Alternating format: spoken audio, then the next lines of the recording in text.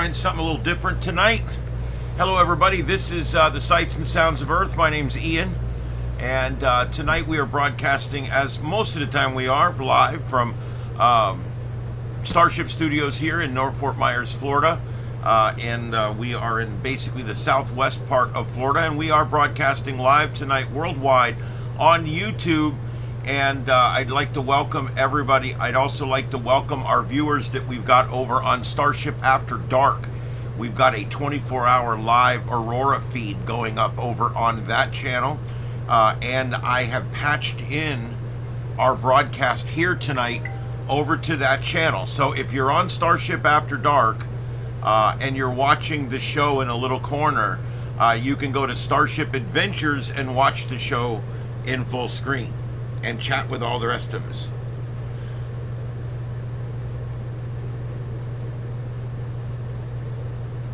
Okay. All right, so there we go. We have an Aurora watch tonight that was just basically canceled. Although I do believe I do see a little bit of an Aurora up here in Churchill, Canada. It's kind of hard to tell, but right there in the upper right corner of the screen, we do seem to have a minor Aurora. I think that's pretty far north, so we may still have some Auroras tonight, but they are now saying, wow, Kilauea just exploded or something. I don't know what's going on. It's still light there, so I don't know if we just lost another camera. That was working just moments ago.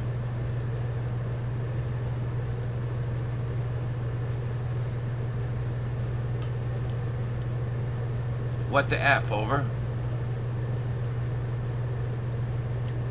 I don't really understand what's going on. I think it might have blew up again. Who knows? Let's see. All right. The big deal tonight was the Auroras, and it didn't arrive.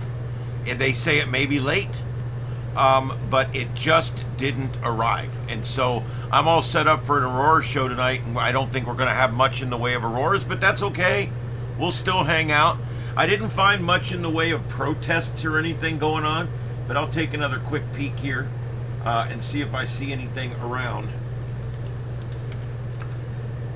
I will tell you the protesting seems to finally get to the point where it got to the point where the protesters had stopped showing up, but the YouTubers were still showing up. And they were saying live protest in LA, and they would ride their bike all the way down there, and there would be no protest. They would literally stand around talking to the other 3 or 4 YouTubers, and that was pretty much the whole deal. All right, I'm working on getting the chat room up. Looks like it's working tonight. Everything seems to be working okay tonight. All right, hey neighbor in Moorhead, how you doing tonight? Carlotta, thank you for being here. Let's see. Hey user, what's up? Red, and hey Heath, Red, and how you guys all doing tonight? Yeah, there's a minor one on the Canada video right now, and I'm relatively sure that's live. I've tried to vet all of these as best I could. There's a lot of, as you guys can imagine, there's a lot of spoof cameras up, live Auroras in Canada, and you go there and it's the most beautiful display you've ever seen. It's because they ripped the video off from somewhere. It happened 20 years ago. I hate that.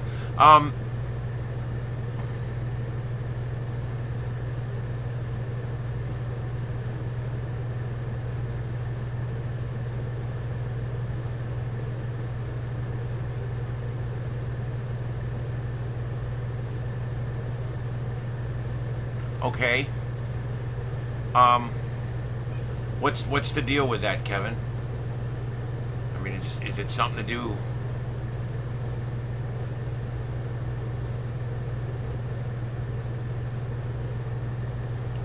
I mean, I don't mind looking stuff up if it's you know, something we cover here. Later tonight, I'm going to talk about WWV, the time beacon, and we're going to talk also about a couple of other small things. I do have a few topics tonight.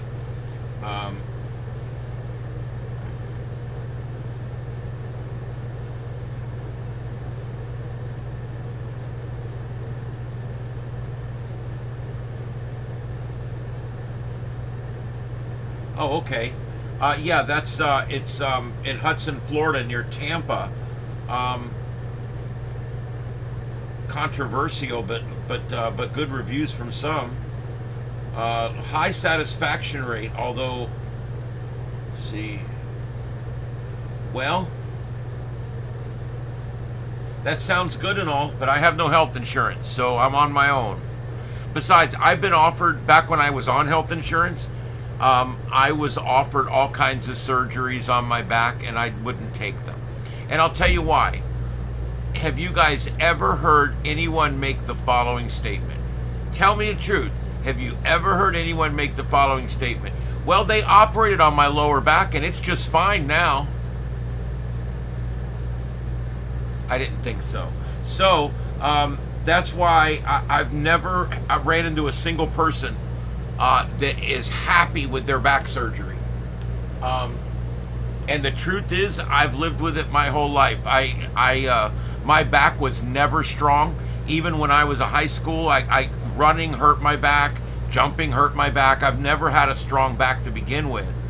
Then I became a firefighter, and in '92 I was involved in an explosion, and it really messed my back up pretty bad. And I went through a wall and out into the yard and all that, and it messed me up. And I lied about it for years because I wanted to stay on the line. You know, if you go in there and tell them, hey, look, I'm hurting really bad, and they start poking around, testing around, you're done. And my department was too small to have a bunch of desk jobs, so I was out. I was literally got to go find another job. And I had just became a lieutenant. I had just went through officers school. I got my certified inspector, my certified instructor, my certified fire officer. I had my EMT, my firefighter. I was becoming the training officer of the department. My life was going great. And then, boom, some guy's running a chainsaw shop in in a home behind his home that looked like another home. And when I breached the front door and hit it with water, the metal that was burning in there, and I know people are going, he just said metal's burning. He's off his damn rocker. No, I'm not. Magnesium is a burning metal, and chainsaw motors are made of magnesium. And when I hit that pile of chainsaw motors with the hose, it touched off a propane cylinder. And it looked like the end of Buck Rogers when the stars are going by, or maybe on Star Wars when they go to faster than light speed. That's what it looked like. And my next vision was me staring up in my partner's face as he's dragging me away and putting me out, basically. So it's one of those things where, yeah, my back's a mess. It's been a mess my whole life. And I baby it. If I'm careful, if I don't try to mow grass or anything, if I'm just really careful with it, I can get by. But if I mess it up, if I booger it up a little bit, which I did with my mom's wheelchair last weekend, if I booger it up a little bit, it's debilitating. You can ask the 2 or 3 of my friends in the chat room that know me personally. It is debilitating for me. I can't get out of bed. I get up in the middle of the night to go take a piss, and when I swing my legs out of the bed, I cry out. And it's just, the pain is incredible. However, if I take care of it and wear my belt, in a week or so, it'll be back to where it doesn't really hurt that much. So, hey Gator, what's up, buddy?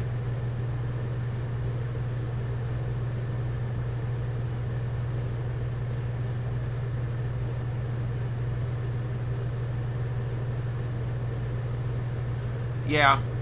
Well, you know, it is one of those things when it comes to back surgery, very few people have their problem actually fixed with back surgery. And I'm sure anecdotally there's a couple, but the truth is most people that get back surgery, they get it, and it might be marginally better going forward. And I wasn't going to I've never had surgery. I have a white coat syndrome. I don't go to doctors. I don't like doctors.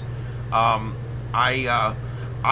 I walk into a doctor's office, I have like 3 different problems. And it's not the same problems other people do. I don't care about getting my clothes off. I don't really care about talking about my personal history with a doctor. I don't really care about my secrets being out there. I don't really care about the records that are sent to the government. All that stuff doesn't really bother me that bad.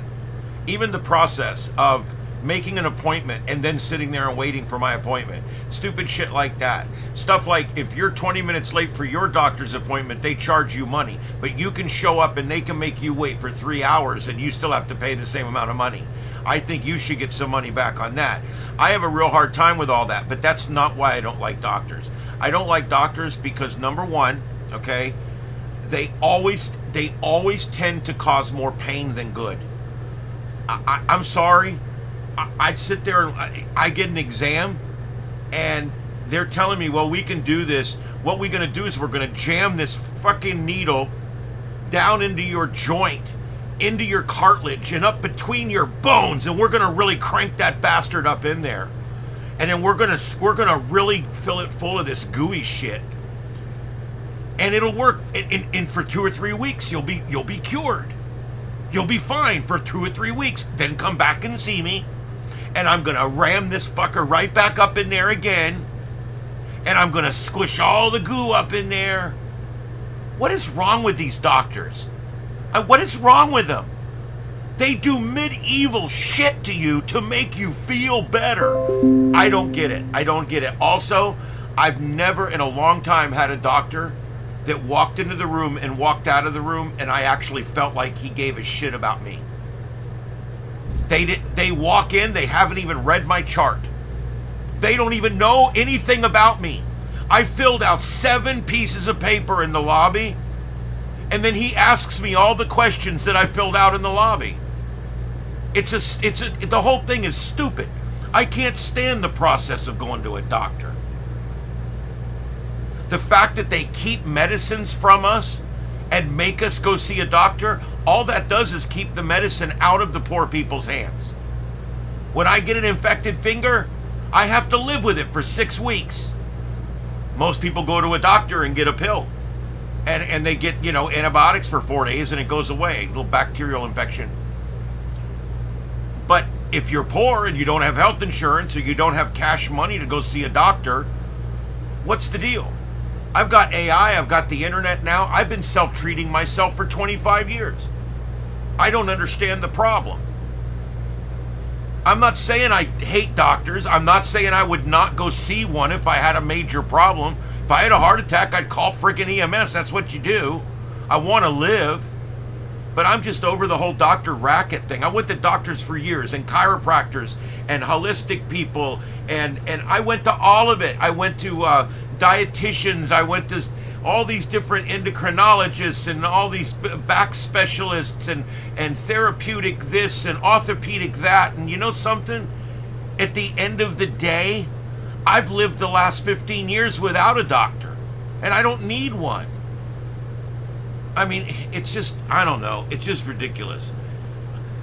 I know there's some people out there that have more health problems than I do, and they must have a doctor or whatever. But I've reached a point myself where I just can't stand the rigmarole. I don't feel like that person cares about me because they walk in the room, they haven't read my chart. They walk in the room. So what seems to be the problem today? I spent 20 minutes writing it down.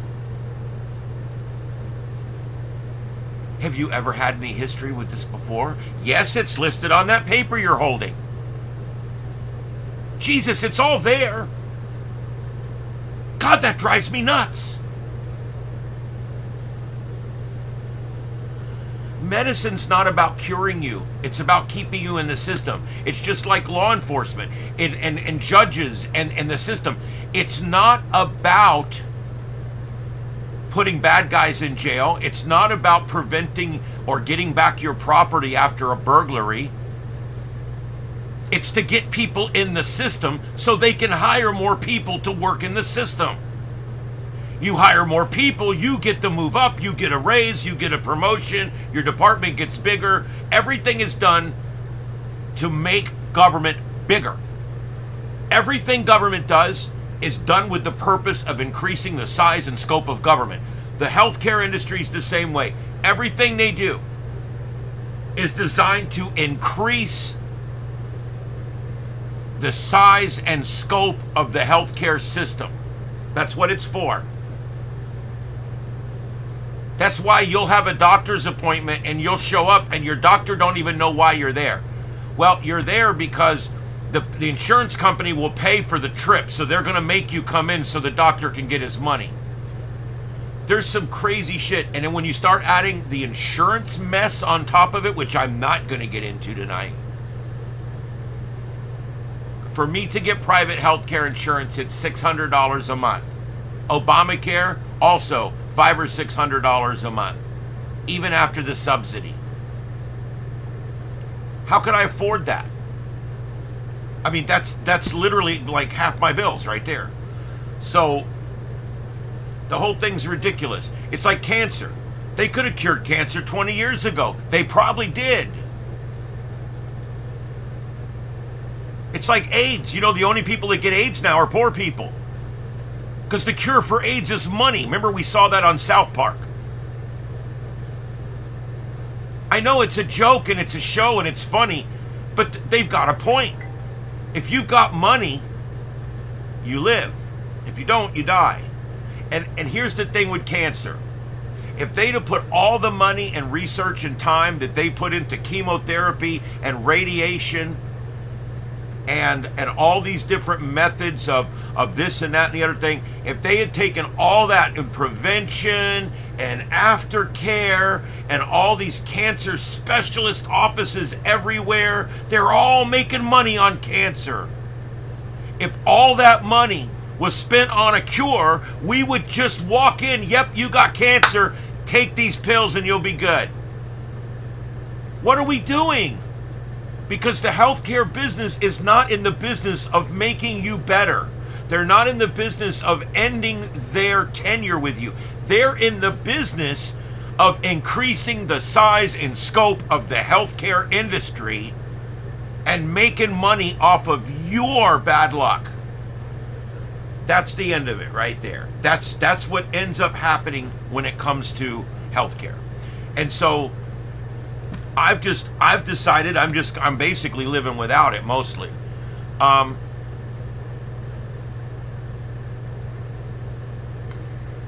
Yeah. Eyes.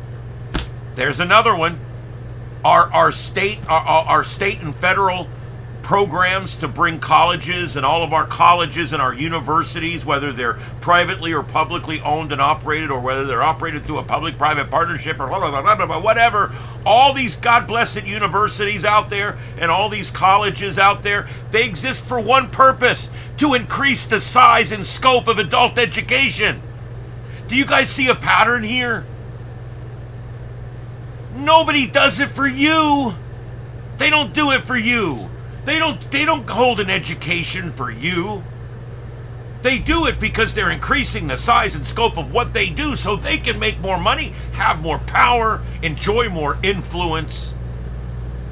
It's human nature. So everything we do, whether it's healthcare, whether it's banking, finance, okay, whatever it is, government, law enforcement, code enforcement, whatever it is, it's doing one thing, and that's it, trying to increase its own size and scope and power over the people.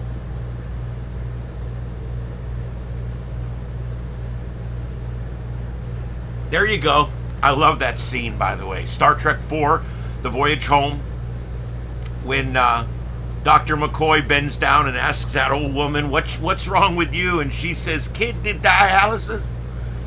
And he says, what is this, medieval times or something? I forget what he says. And he hands her a pill and she takes it and it completely cures her. And I think that from the very start, we need to stop spending all of our time and money and energy and resources on treating the problem. And we need to put all the time and energy and money and resources into finding the cure. But they're never going to do that because that reduces the size and scope of the healthcare system. What would all these cancer institutes do if you had the cure to cancer? What would we do with all these buildings and all these people that work there? It's not in their best interest to cure you of cancer. It's in their best interest to put you through the process. Yeah, it's a terrible process too. And I'm not saying these people are ghouls.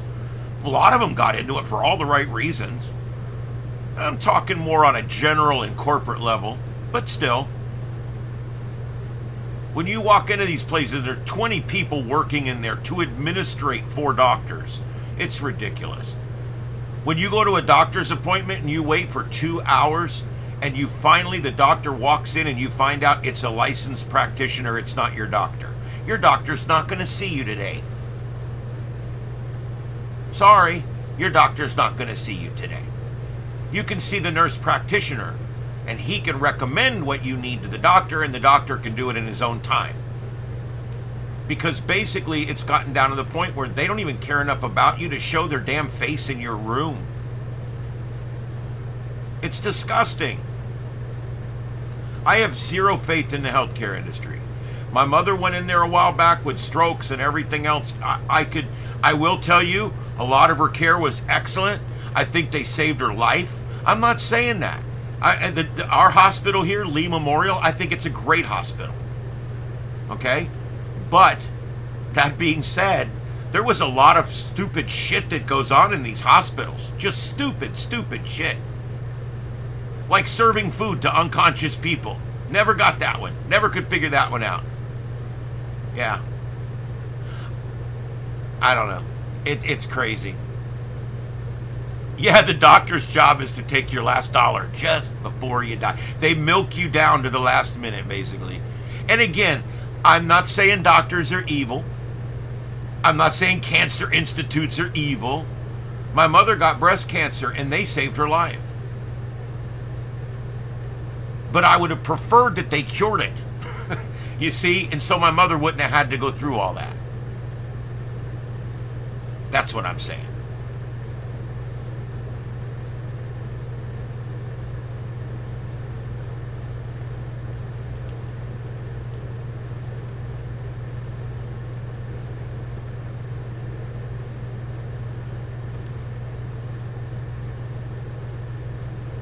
I'll tell you guys, the education system falls in line with everything else I've talked about.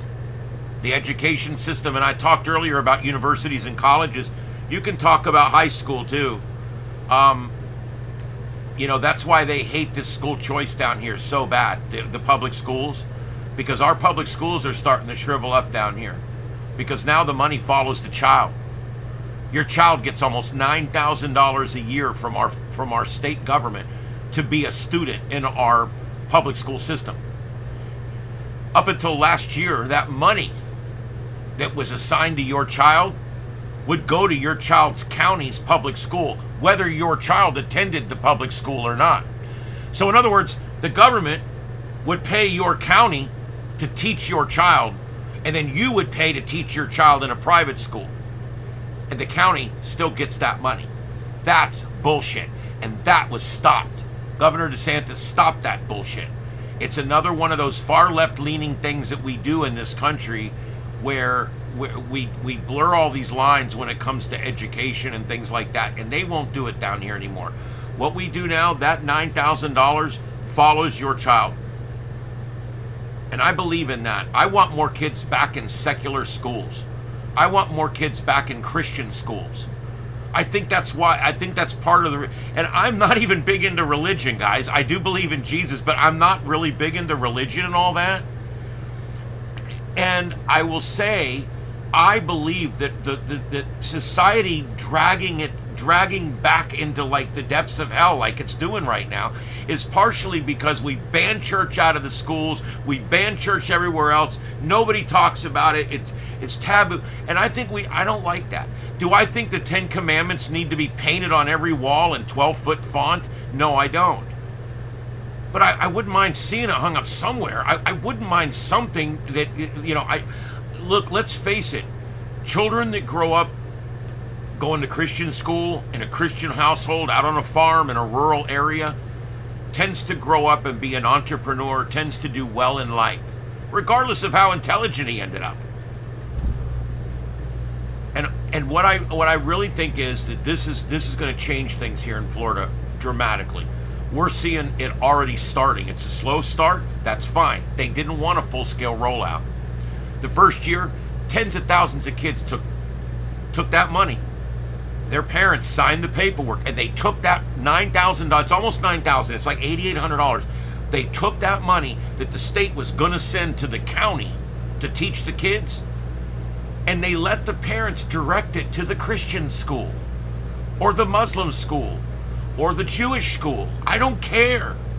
Or the non-secular school or the learning academy or the stage academy. I don't care, whatever it is, whatever private licensed school that you want to send your kid to, that $8,800 goes there. And so most of these schools are doing it for about 10 grand a year. So you literally can put your kid in that school for a couple, maybe $1,000 plus lunches. I mean, I would do that for my kid. The last thing I would want to do is send my child to public school, because all it is it's a left-wing indoctrination clinic. And I think one of the best things we can do for our children right now is to get a lot of them out of public school. You know, I wish the government would get out of teaching. Every time we turn something over to the private sector, it's done quicker, it's done easier, it's done better. You don't wait as long. You get a better service with nicer people. Anytime we turn something over to the private sector, you win. And I think education is another one of those. I would like to see all of the private schools within 10 years go away. I'd like to see all schooling done through churches, through communities, organizations, through 501s, and through corporations. I think corporations can run great schools. We've got examples of that. My God. Some of the best schools in the state are privately run by corporations. Why, I mean, you know what I'm saying?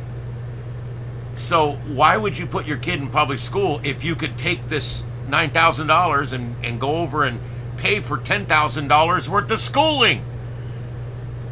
That's cheap. And your kid's in a private school, not being bullied by some asshole in the bathroom every day while he's trying to take a piss. Now he's in a private school where he can learn about other things besides just the things that the state might feel is appropriate, or just the things that his liberal teacher wants to teach him. And you can have a control over how much sex ed he gets every year, how much sexual diversity training he has to go through every year. Because when you put somebody in a private school, you decide what they get taught.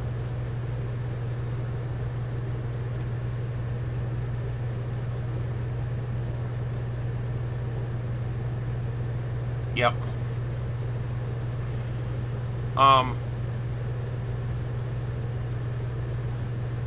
Yeah, and that's another thing. People are like, well, Christian schools are expensive. No, they're not.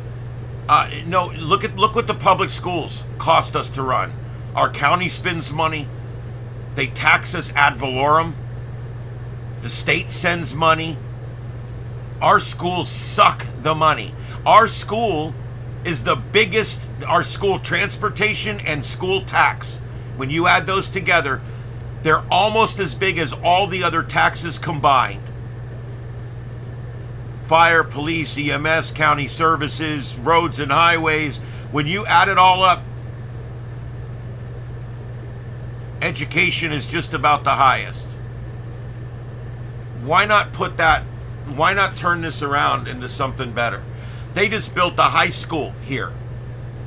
$12 million was what it was supposed to cost, I think. No, $120 million. They're 1.5 times over budget right now. I don't remember the exact number, so I'm just going to use the percentage. They're 1.5 times over budget right now. Who wrote that original budget? How do you write a budget that's not even half as much money as you're actually going to need. How? It's because they're incompetent. They don't know what they're doing. And they're building these big monstrosity schools. Huge, huge monstrosities. And are they spending the money right? No. Nope. Nope. They're still not putting in auto shops. They're still not putting in all of the trade stuff. I think our high schools need to have all of the trades represented in them. We need to have an electrician's class. 4 years. You take it all 4 years, and when you come out, you're an apprentice. And you can start work. What are we doing here? We should be teaching our children to be the future. But they bring them in there and they make them memorize all the dates of all the goddamn wars. What do we care about the dates of the wars? They make you memorize the names of the generals, but they never teach you why the war was even fought. We learned about World War II for 3 weeks, but they never discussed fascism or communism or capitalism or any other ism for that matter. That's the only lesson that's important from World War II. We should learn about the atrocities and what was done, and we should learn the why. Because without the why, the rest of it's freaking irrelevant.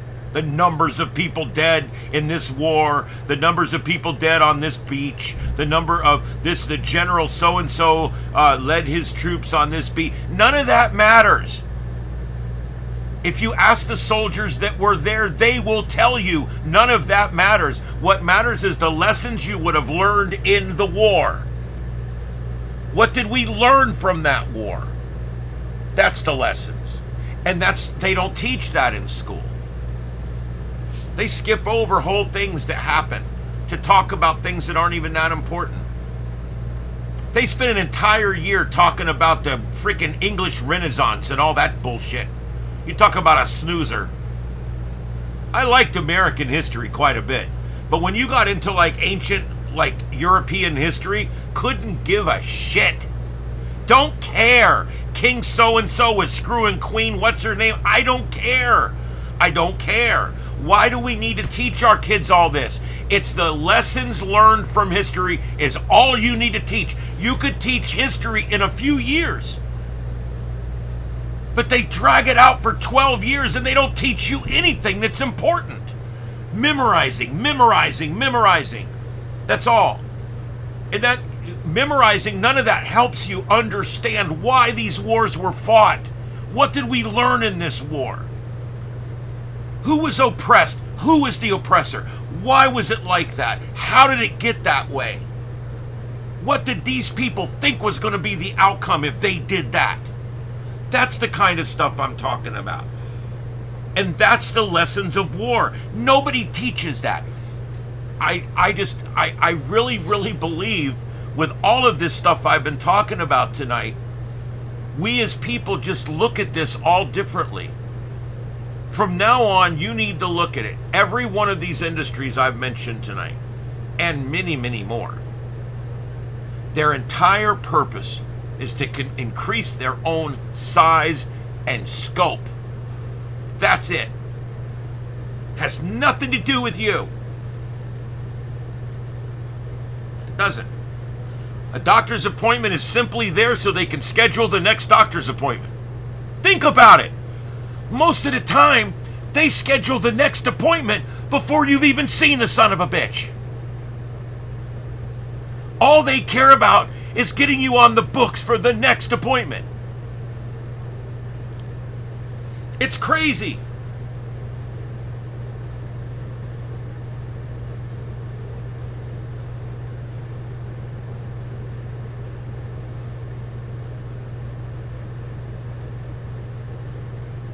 Yeah, I know. Red, I agree with you on the budget auditing thing. Also, that situation going on up there with this whole Somalia, Wisconsin thing. Boy, that Waltz turned out to be a real piece of shit, didn't he? Holy crap, people. My goodness. he turned out to be a real piece of shit. I call him. I make up a name when the first time I see somebody. First couple times I listen to somebody speak or whatever, I make up a name for him, and it's something we do on my show. Because see, Trey doesn't like the name call, so I do all the name calling. And the moment I watched him come out and start acting all crazy with the effing jazz hands and all that, I said, that guy's a fruitcake. I said, I'm gonna tell you something about that guy. I said, he's a birthday clown. He's literally the birthday clown. Not only is he a birthday clown, he's the birthday clown that you don't invite back. Anyway, yeah. DOE needs to be, the Federal Department of Education needs to be completely disbanded. The money that needs to be doled out on a county by county or state by state basis, and the government needs to get the F out of our children's classrooms. All right? The state needs to regulate quality of education. The county needs to administrate the facilitating local schools for people that cannot afford private schools. That's the roles. The federal government should have no role in education at all. They never should have. The state government, their role in education, it needs to be to fund and to regulate and make sure that all of our teachers are certified and that all of our classrooms are receiving unbiased teaching and that we're not teaching things we're not supposed to be teaching in there.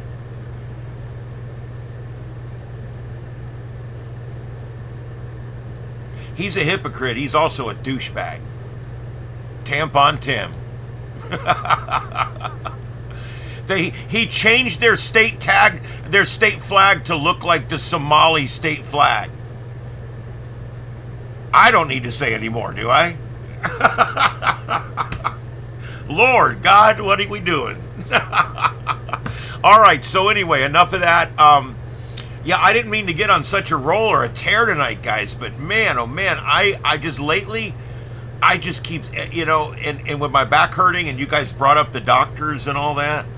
Yeah, I would love to get my back fixed, but even if I had the money, I would not have them operate on my back. So it's not gonna. My body's done really well over the years adjusting to all the breaks and bruises, and so I'm just gonna have to let it go for right now. And this will get better. I'm going to a ham fest on Saturday in Tampa. That's going to be a lot of fun. And I'm going to stay with friends, and they got a jacuzzi. So I'm hoping that by the weekend it's going to be good. I'm using heating pad right now. I'm using and then Tylenol, Advil. Mostly just Advil a couple times a day for breakthrough. But if it gets really bad, I'll start alternating with Tylenol.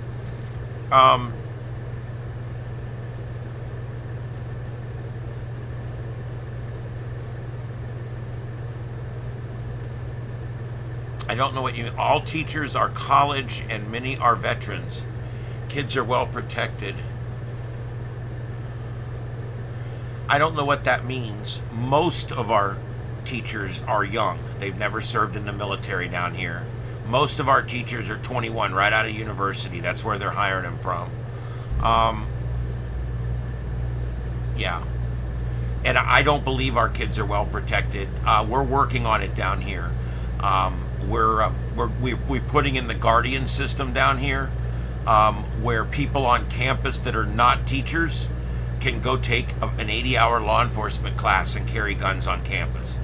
And we are, you know, I am a proponent of training in gun cabinets. I believe that every school should be able to defend itself.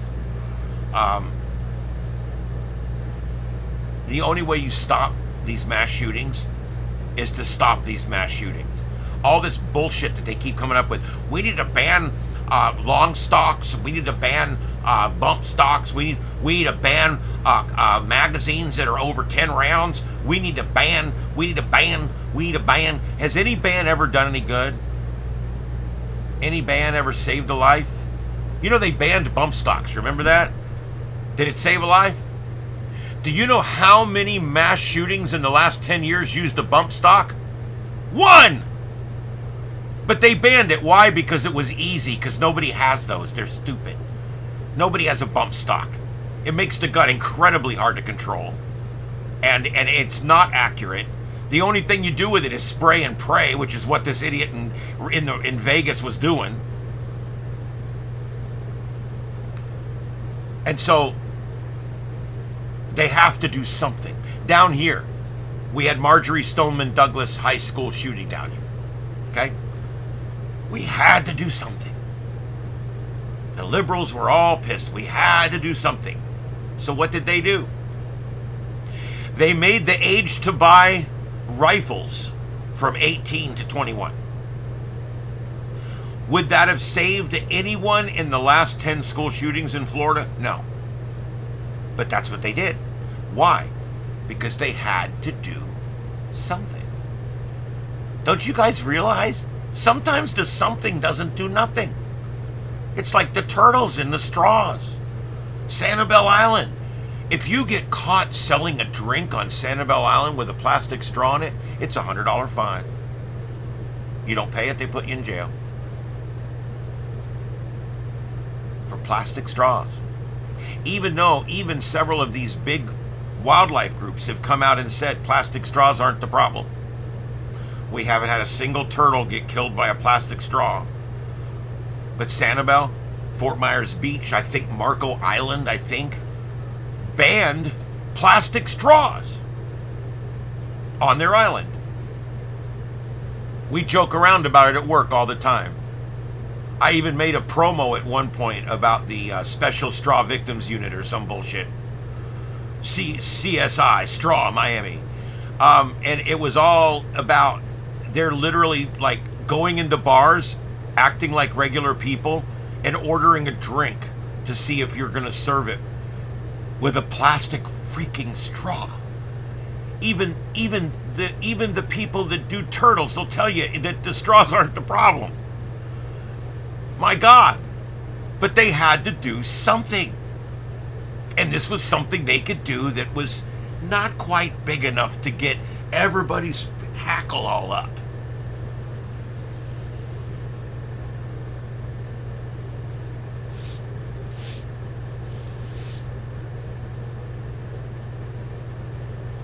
Yeah, the hog guy.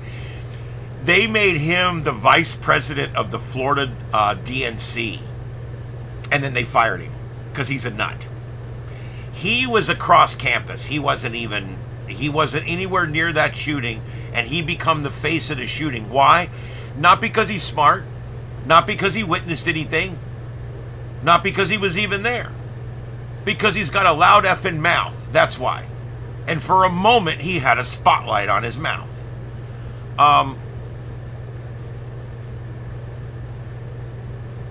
Yeah, that hog guy's a joke. He come out there like he's some kind of hero. He didn't even hear those shots.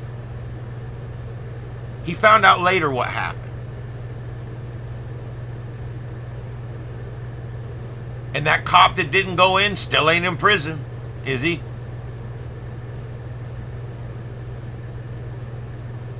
Hey, Callie.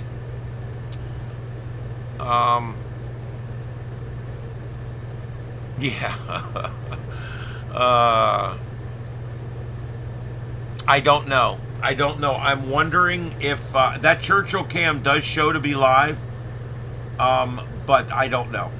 I cannot. I don't know.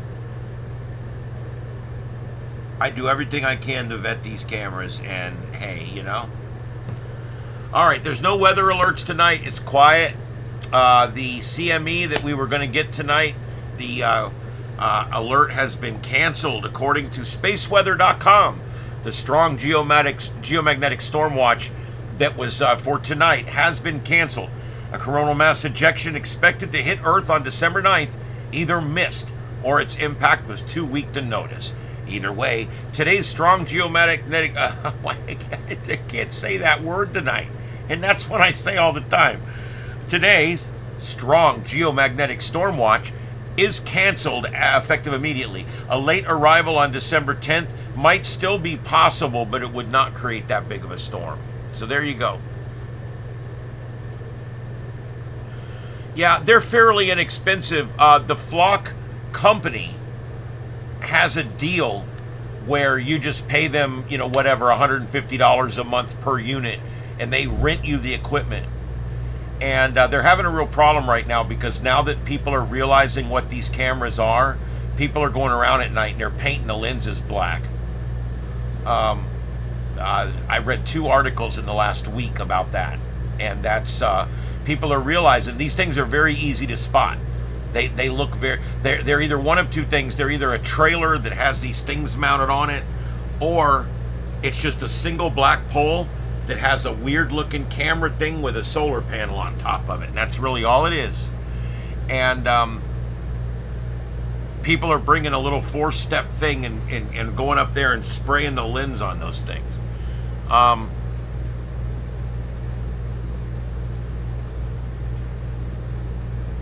Yeah, Stealth, our shields are holding, and that's a good thing. We haven't even tied in auxiliary power yet, so we're doing good. Well, the space weather forecasts are just about as inaccurate as terrestrial weather forecasts, which are both a lot more accurate than seismic forecasts or volcanic forecasts. Look, forecasting Mother Nature's a bitch any way you look at it. When we literally, if you look at the way,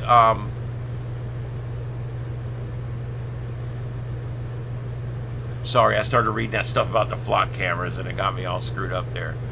But yeah, geomagnetic storms are one of those things where, you know, if you can go many years without a big old huge one, and then all of a sudden you get that one. I've seen aurora twice in Florida this year. That's pretty good, considering I have not seen aurora in the last 56 years. So, yeah, pretty good.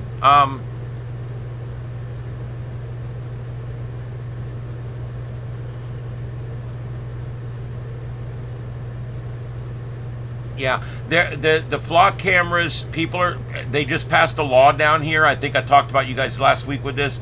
They just passed a law down here that if you do anything to prevent these Flock cameras from reading your tag, whether you spray that diffusing spray on there, or if you rig something to where it blacks out or blanks out, they sell things you can put over your tag, and then when you hit a button, it blanks out and you can't see it. Any of that stuff's now a crime, and they'll take you to jail down here. Even the thing that goes around the tag that says Bob's Ford or whatever, they'll take you to jail for that down here now. They're being real pricks about it down here. Anything that obscures any part of that tag, it's a 2nd-degree misdemeanor. It's 60 days in jail. I think it's ridiculous, but whatever. I understand they're doing it because they want to track our whereabouts all of the time. They want to have a complete record of everywhere you go and everything you do. These Flock cameras, they're putting up hundreds of them. Have you guys seen the map? Let me get the link.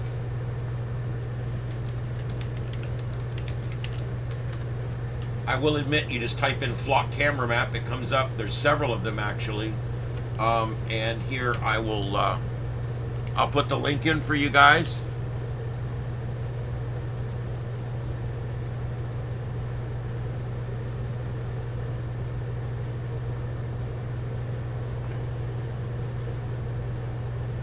And I'm going to show you guys what this looks like. This is the Flock map. And this, you can go into an area. I don't know where we want to go here, but I'll show you my area here. And you go into an area. Now up here at the top, there's a little thing at the top. You can't see it on the screen. Right there. See that black thing?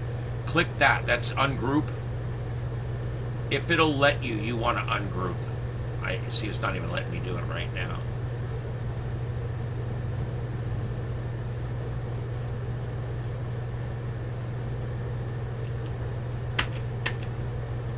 That's weird.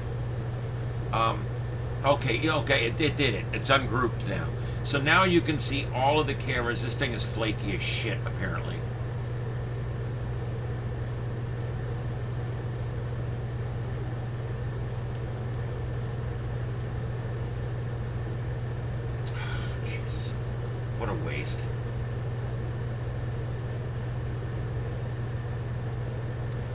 All right, so here's my town.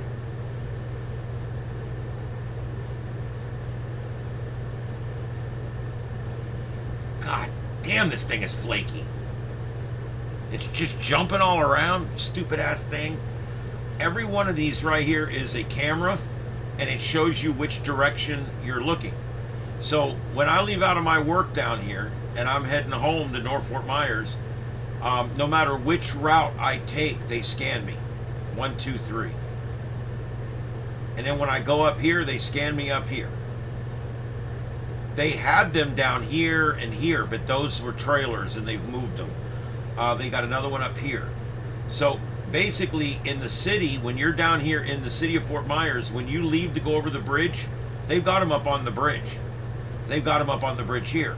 So when you go home or you come to go in the city, they literally log and photograph every single car that comes into their city. They photograph every car that comes in their city. They track your whereabouts. They have a photograph of your car, the speed, the direction, the time, the date. It's all stored, and it's all put into an AI database. And next time they're looking for a murderer, you will be considered. Look up in Google News, flock camera falsely accuses. Plenty of stories. Now you get into these places, I don't know how hard this is going to be, but let's go up the road here to Tampa. Tampa's a much bigger place.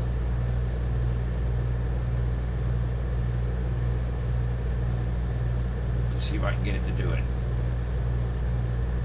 Look at that. Come on, you bastard. They're obviously still working on this thing because it is a glitchy mess.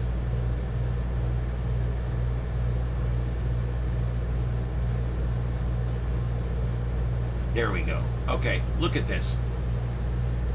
Look at these cameras in Tampa. Look what happens when we go around the university. Look what they've done at the University of South Florida. I mean, literally, you come down the road and you turn down this little road, that camera scans you.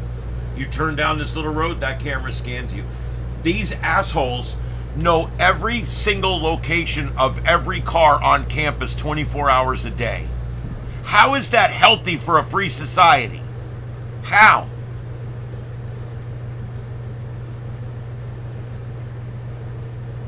That's correct. Our agencies down here have camera systems that are not flock cameras. And they have flock cameras. They're using multiple systems down here.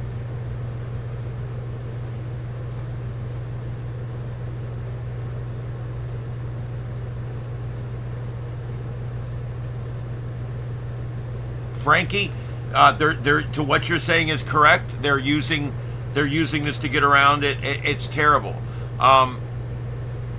Yes, yeah. Here's the link to the map I'm using. It's a little weird, but yeah. Look at this. No matter where you go around this campus, look at this. What is this parking lot right here? This is a freaking Winn-Dixie parking lot. It's a grocery store. Look at all these cameras. It's just ridiculous, guys. Why would we need to have this kind of scrutiny on us all the time?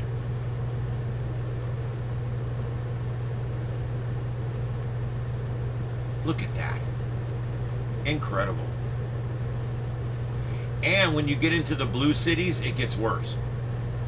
I don't know what it is about the left, but they don't give a shit about your privacy.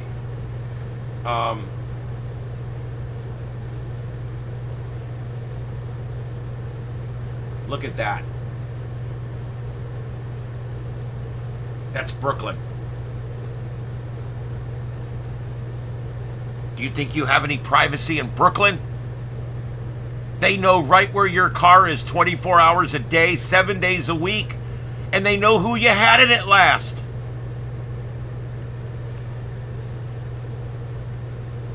This should scare us to death. And I know there's people in my chat room right now going, oh God, he's going on about this stupid thing again. If this doesn't bother you, you're not a constitutionalist. Sludgeon, I'm not happy with DeSantis right now. He's done 2 or 3 things that have really pissed me off. But he's still better than any other governor we've had, and he got us through COVID. I'll always love that man no matter what he does because of how he handled COVID. Our state handled COVID the best. We got our schools back open. We opened everything up. We didn't do vaccine mandates. We didn't do mask mandates. We didn't do any of that bullshit. And our death rate was lower than the state of New York. Per capita. We did the right thing here, which was quit acting like a bunch of freaks. The cops don't own the cameras. The companies own the cameras. And then they take the data and sell it back to the cops. And they pay for it with your tax dollars.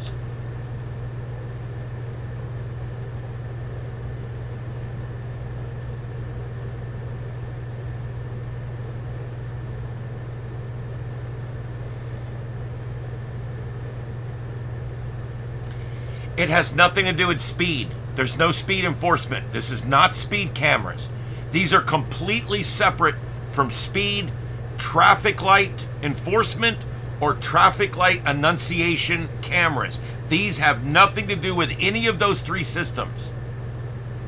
These cameras are designed to do one thing: track citizens and photograph citizens and collect and save vital information on citizens. That's what it's for. Yes, they're spy cameras. They absolutely are. The government knows right now about where your car is. I would love to have access to the system because I could tell you guys where your car is. Just give me your tag number. Okay, it was last seen 3 blocks from your house moving northbound. I mean, oh, and there's a picture. You had somebody with you. I mean, it's scary. It's bullshit.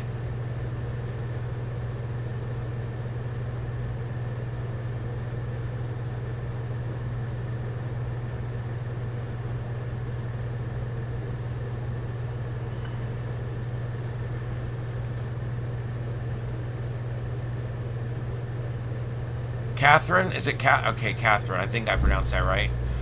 Yeah, Catherine, thank you for coming in. Yeah, these cameras are bad. The government is tracking you every minute.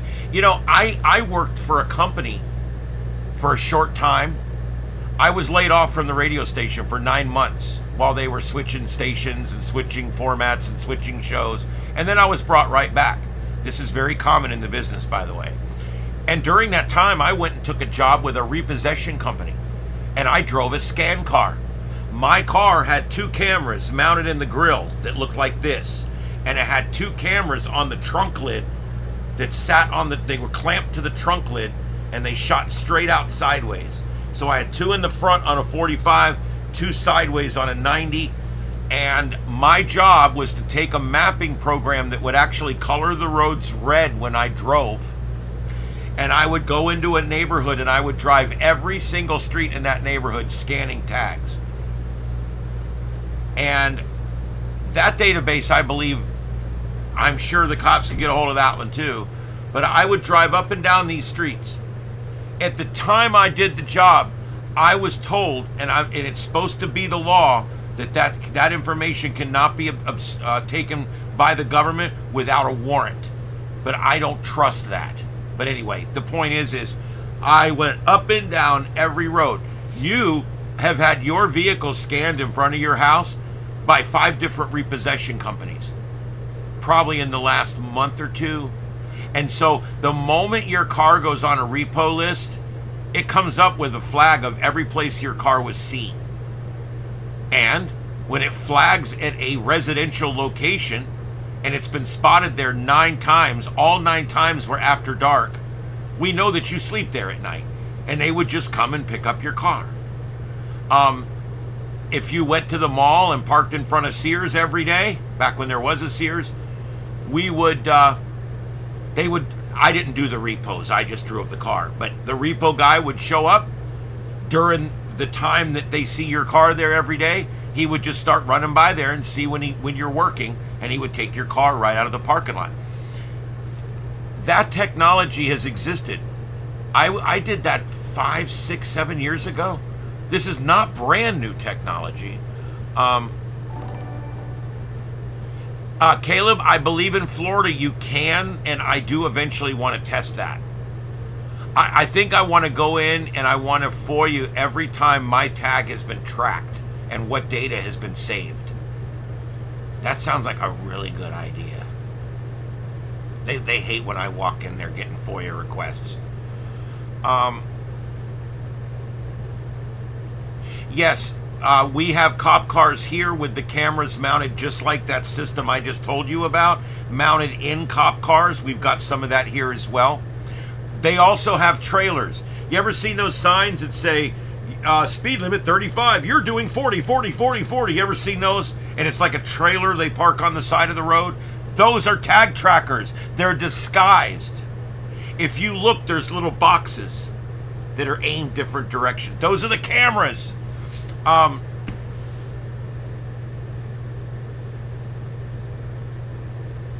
Yep. Yeah, I mean, here's the thing. You own your house, but you have to let the government know if you're going to move a light socket or a plug. You own your car, but your government tracks what you do with it, where you go with it.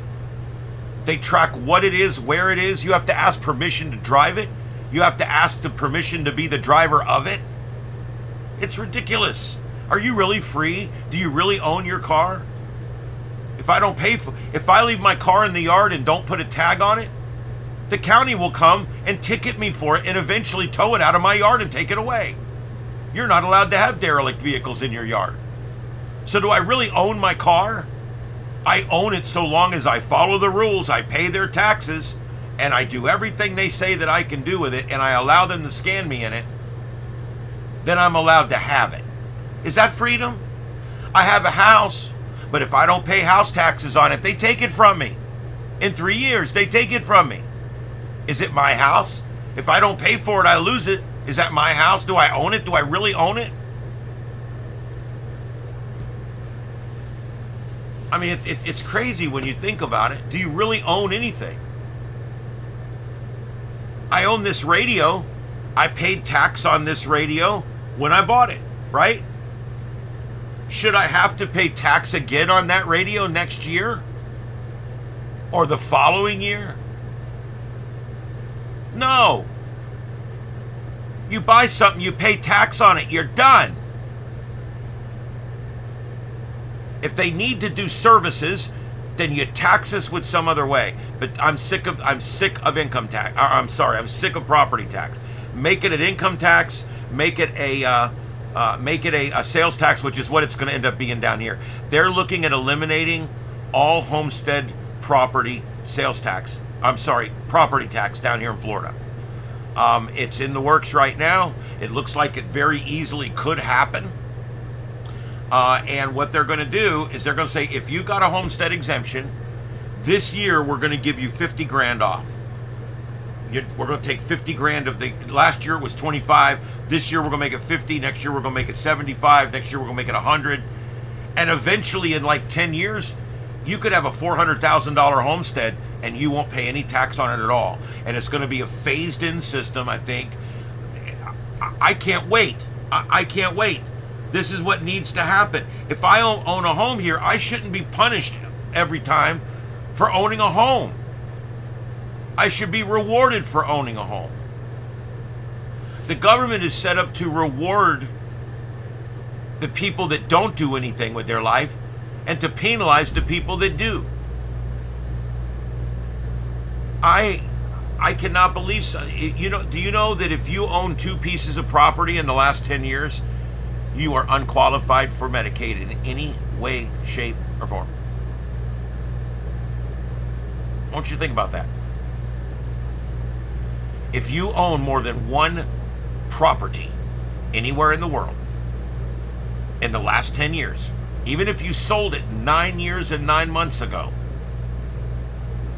you are not eligible for Medicaid in any way, shape, or form. There's a 10-year look back. What our government's done is they found a system to penalize the successful. That's what we're doing. And no matter how destitute you are, no matter where you are on the side of the road with no help and no money and no medicine, they don't care. You owned a second property 9 years ago. You're not qualified. You're done. You're rotten. You're going to sit in an alley in a refrigerator box. It's disgusting.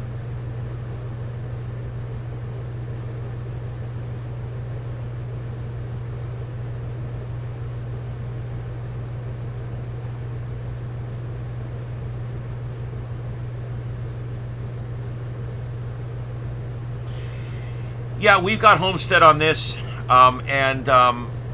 when I moved to Georgia, the moment I moved to Georgia and changed my driver's license, I walk in and I get homestead up there.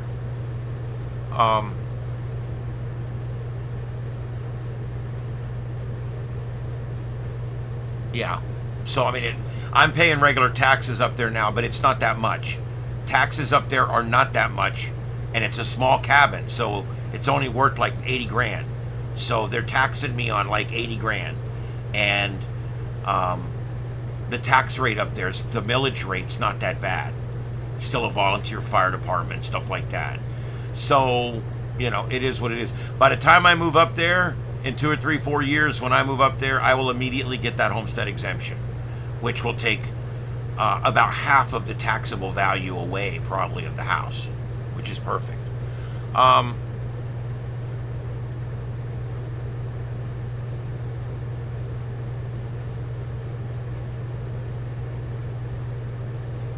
I'm not aware of Georgia having state income tax.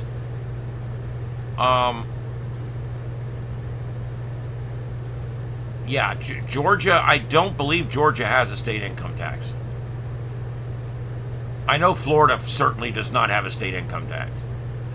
If you live in California, you're going to pay about 18% more in taxes every year than we do. Between your state income tax, your gas tax, which is twice as much, your property tax, which is twice as much, even to renew your driver's license is twice as much. Somebody told me they renewed their license in California. It was like $159 to renew their driver's license. I just renewed mine for $46. That's what happens in these blue states. Everything just skyrockets. It goes sky high. Right now, the gas is $1.50 more in California than it is in Florida. A gallon. And everything costs more there. There's a tax on everything there. A state tax on your auto insurance. A state tax on your communications devices. A state tax on your fuel. A state tax on cigarettes. A state tax on alcohol. That California has more of specialty taxes and state taxes and local taxes. They've got counties and cities that are doing strange taxes out there. I've been told that there's actually cities that have an income tax. I'm like, what are these people doing? Well, as Ronald Reagan used to say, well, you have to look at what they're doing with it. Gavin Newsom uses all that money to feed bums. He uses all that money to give out clean needles to users. He uses all that money to provide all that policing resources that he needs because the crime is through the roof. And so he has to tax people ridiculously for it. I love the fact that I live in Florida. Georgia is almost as good as Florida when it comes to tax stuff. Almost as good as Florida when it comes to the freedoms that I have here. And so I think I'll be okay in Georgia. But there's many states in this union, about 30 of them, I would never move to. They're just terrible places. Yes, if you have a 3/4 ton truck in California, you pay commercial tax on that. Yes. $2.25 for gas in Fort Smith. It's $2.75 here. It's $4 in California. Over $4. It can be as high as 6 if you're in the greater LA area. I just think that's nuts. That's nuts.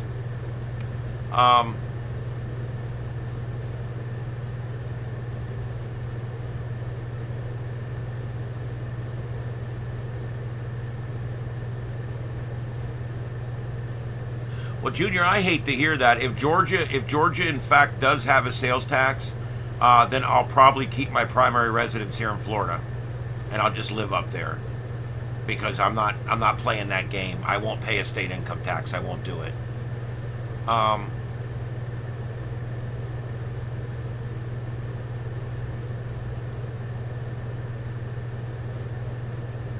Yep. Look, it's so crazy over in Europe. There's a TV tax. If you get caught watching TV and you don't have a TV license for your house, it's a big, huge fine. You're not allowed to watch TV. Air TV. I'm not talking cable. Air TV. In parts of Europe, in UK, parts of the UK, you have to pay a television tax. There's parts in this country where you get charged a tax based on how much of your property rainwater can seep through or not.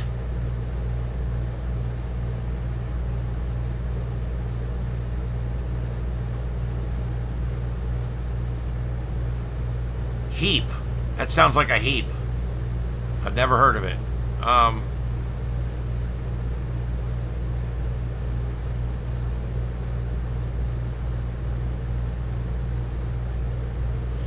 Yeah, she is, but I'm going to tell you something. Our Cuban friends down there, and I say that warmly because I actually love folks from Cuba, because they understand better than most of the people here what fascism does and how it doesn't work, and what communism does and how it doesn't work. Those people know those things. They've lived it. And that's why Miami has turned red. I understand the mayor thing you're talking about. That will probably get rectified next election. Miami has turned red. The Cuban population voted for Donald Trump. When I saw Metro-Dade turn red on that map, I started freaking out. All we have now is, I think, Jax, Orlando, West Palm, and Fort Lauderdale. I think those are the only 4 counties that go blue right now. The rest of our entire state is red. And we're slowly working on, the only reason Orlando is blue is because of Disney. Disney only hires Democrats.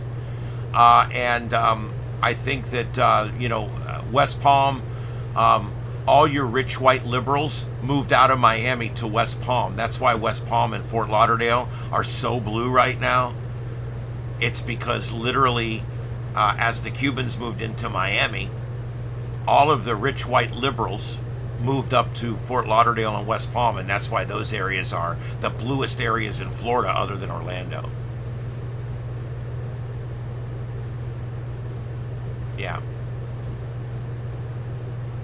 Well, I have a job and I'm very interested in making money on the internet, and I have made money on the internet, and once you make a little bit on here, you realize I can make more. And so, I do. I want to make money on it. I want to do what you guys want me to do, and I want the ad system to pay me to do it. I think that's fair, isn't it? I'm not asking you guys for money. I appreciate my super chats. Trust me, I do. I really, really appreciate my super chats. And Caleb, $2 earlier. Thank you very much. I forgot to hit the little heart. I went back and did it. I do. I really appreciate the super chats. But I don't ask for them. All I want you guys to do is deal with the ads so that I can do this for a living for you guys. That's all I'm asking. Simple stuff. Well, that's cool. I can't relax like that. I do. I came out here a couple days ago, played my video game for a couple hours. I laid around lazy in bed a couple hours last weekend. I mean, I take time. I'm not totally obsessive about stuff. But that being said, I'm an entrepreneur, and I really want to find a way to make my own success so I don't have to work for anybody else. And you know, I've been very successful in my life. I've been promoted all the way to the chief of a fire department. I was a cop. I was an emergency manager. I've been a dispatcher. I've done all kinds of neat things in my life, but I always worked for someone else. And I want to be in charge of my own destiny going forward, as much as you can be with YouTube or any other big service like that. But I'll admit my relationship's great with YouTube. I have very little negative things to say about YouTube, and when I do, I say them. I'm not gonna carry their water. If they screw up, I'm gonna say it. But I like YouTube. I think they've done well for me, and they turn what I like to do here into a little bit of money to keep me going. That's good. And they provide me with a light at the end of the tunnel, that one day I may make enough money that I can buy a little van and go traveling around the country with you guys. That's what I want. My goal is to eventually travel around the country, going from little campground or parking lot to the next, solar panels on the roof, completely self-sustained, off the grid. And I just go and I make videos. I got an editing bay and a bed inside and a couple of cats, and that's it. And I just go and I just go out and I drive across the country doing editing and making videos and doing lives every night from wherever I'm at in the world. A different view every night. And I want to eventually start visiting all my YouTube fans. I would love to say, okay, I'm going to be in this area today or tomorrow. You know, get with me and I'll let you know where I'm going to be, and we can meet up, you know, and you can hang out. We can run radio together. We can do stuff. I want to do that. I want to be mobile.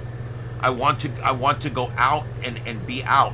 And I got that cabin in Georgia. It's in a great spot because I can go in any direction. There's stuff everywhere up there. And I want to go out west. I want to end up going everywhere. And so my goal is to make enough money on YouTube to buy a van. The van would not have a kitchen or a bathroom in it because I'm going to stay in campgrounds. I'm mostly just going to stay in tent sites. You can stay in a tent site if you don't need hookups. I won't need any hookups. I'm going to be completely self-sustained with batteries and solar panels. Yes, yeah, I've watched people on YouTube that have built the exact thing I'm looking at building. And in the back of the van, there'll be like a console, a work console, where I can do my shows just like this. It would look just like this. It would have 6 screens. It would have my radios. It would have everything in there that I could. So when I'm there, and every night when I go live, we're in a different place. I'm going to tell you about this place. I'm going to show you some video I shot earlier of this place. We're going to work the radio from this place. We're going to get on a local net from this place. And then I pick up and I go to the next place. That's the future I see for myself. Maybe even eventually find somebody to do it with me. I would love to do it. So that's kind of the plan. And I'm going to, it will happen. I'm going to get there. You know, it may take another 5 years before I can actually buy the vehicle and start going. But I want YouTube to literally power my trip across the country. So many people have done it, and so that's what I want to do.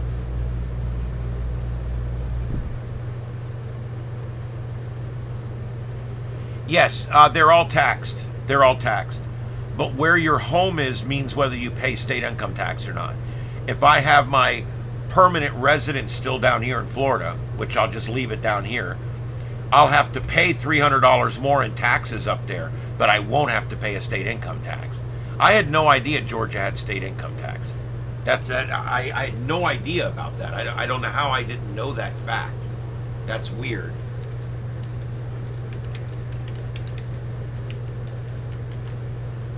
I'm going to be researching that.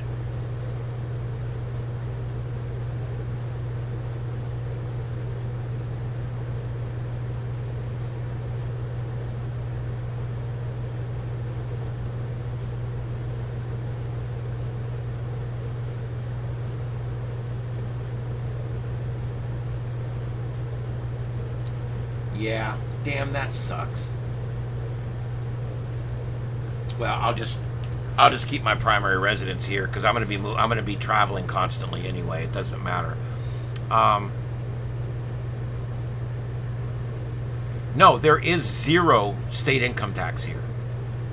All I pay is my 16% to the federal government, and that's it.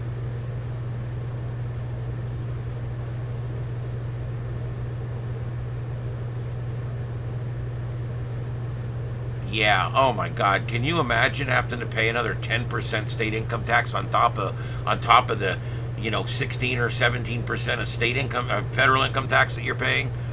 It's ridiculous.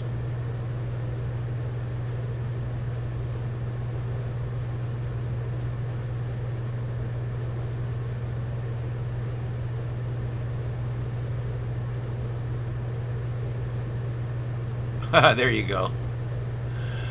There you go. Yep. No, I'm gonna go. I can't wait. I just can't wait to get out there and just be free and drive across the country and enjoy it. Put a big American flag up everywhere I stop. And yeah.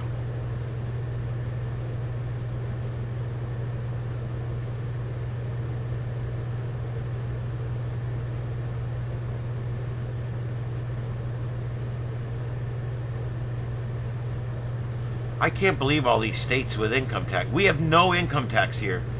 We have 6% sales tax and no income tax.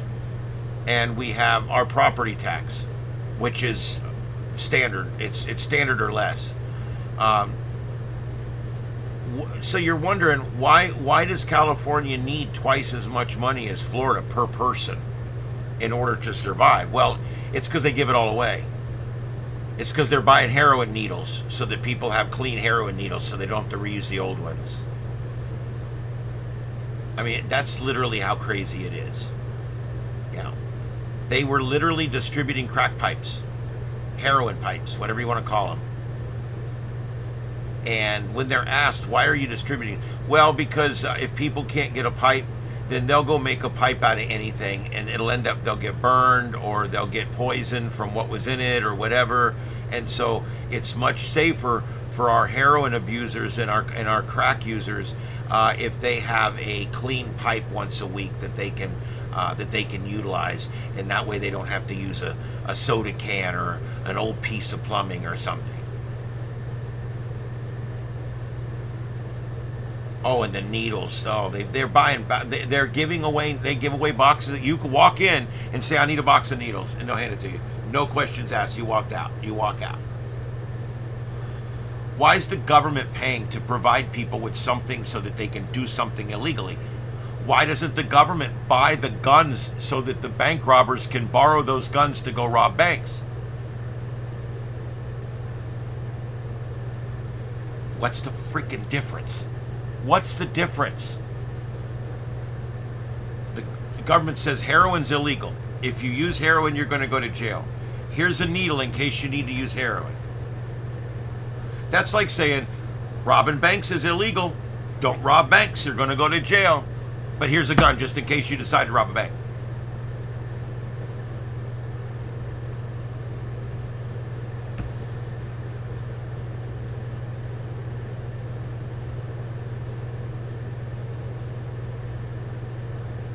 Well, what they need to do is to get rid of it altogether. They need to get off of it. These governments need to stop with this. You know, when you sit down and write down every tax that you pay, it will surprise you. Go use AI or whatever to give you a list of all the different taxes that you would probably pay in whatever state that you're in. It's incredible. Everything you buy is taxed. You know, every gallon of gas has sales tax, road tax, transportation tax, federal tax. When you buy your insurance for your car, there's a state and federal insurance tax. When you buy your cell phone, there's a communications tax on top of the sales tax that's charged on the service. It's ridiculous.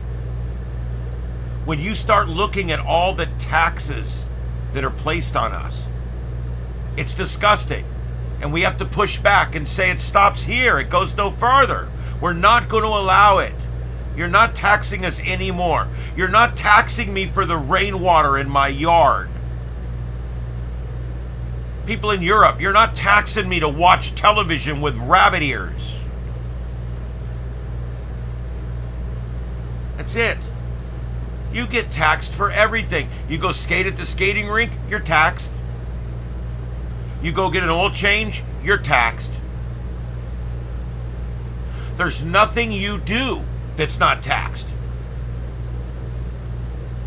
It's incredible. You send a letter in the mail, it's taxed. They get a cut of every single thing you do. There's a few things. You take a shit, you flush the toilet, you're taxed on that water. Okay? They tax everything. Some things have 5 and 6 different scale taxes on them. Cigarettes, sales tax, state tax, sin tax. By the time you get done in New York, a pack of Marlboros is $12. Because why? They're using taxes because they don't like your bad habits. So they're trying to talk you out of your bad habits with taxes. It's called a sin tax. As opposed to years ago on the computers, it's not a syntax error. Syntax. It's a sin tax. A tax on you doing something that the government would prefer you didn't do. It's on liquor, it's on cigarettes, and it's on marijuana in many states. It's a sin tax. Why does the government get to charge me more for something that it doesn't like me doing? Then the government turns around and sells me lottery tickets. It tells me I can't have a gambling game in my garage with my friends playing $1, $5, $10. I'm not allowed to do that. I'll get arrested, go to jail. It's a felony. If I'm caught having a poker game in my garage with my friends. But the government has the lottery. And every time they advertise for the lottery, they have to put a disclaimer at the end. So the government's providing us with an addictive service. What the F? And then they outlaw us from gambling in our own home that we own, with our own money that we've already been taxed on, with our friends in a private setting. We cannot do it. You cannot gamble. There's 2 reasons that. Number 1, they don't like competition. They've got a lottery. Do the lottery. Number 2, if you have a private game, they can't tax it. They can't tax it. They can tax the lottery. That's why they have the lottery and they outlawed gambling in your garage with your friends. It's all about the money. What's the deal? The Indians can gamble.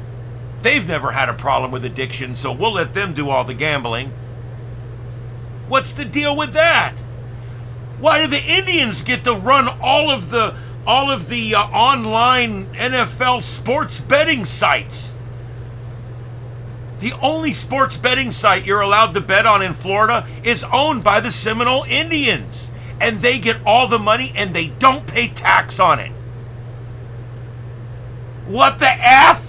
Why is that like that? What's going on? I can't gamble in my garage with my friends, but I can play the Florida lottery that has a disclaimer at the end of the ad. Gambling's addictive. Please call 1-800-ADDICTION if you think you're a fucking addicted. And you've got sports gambling. But only one company, you're only allowed to use one company for sports gambling because it has to go through the Seminole Indian tribe. What have we done? And this is Florida. We're one of the saner states. Some of the other states, it's ludicrous what they do when it comes to gambling. Other states don't seem to give as much of a shit.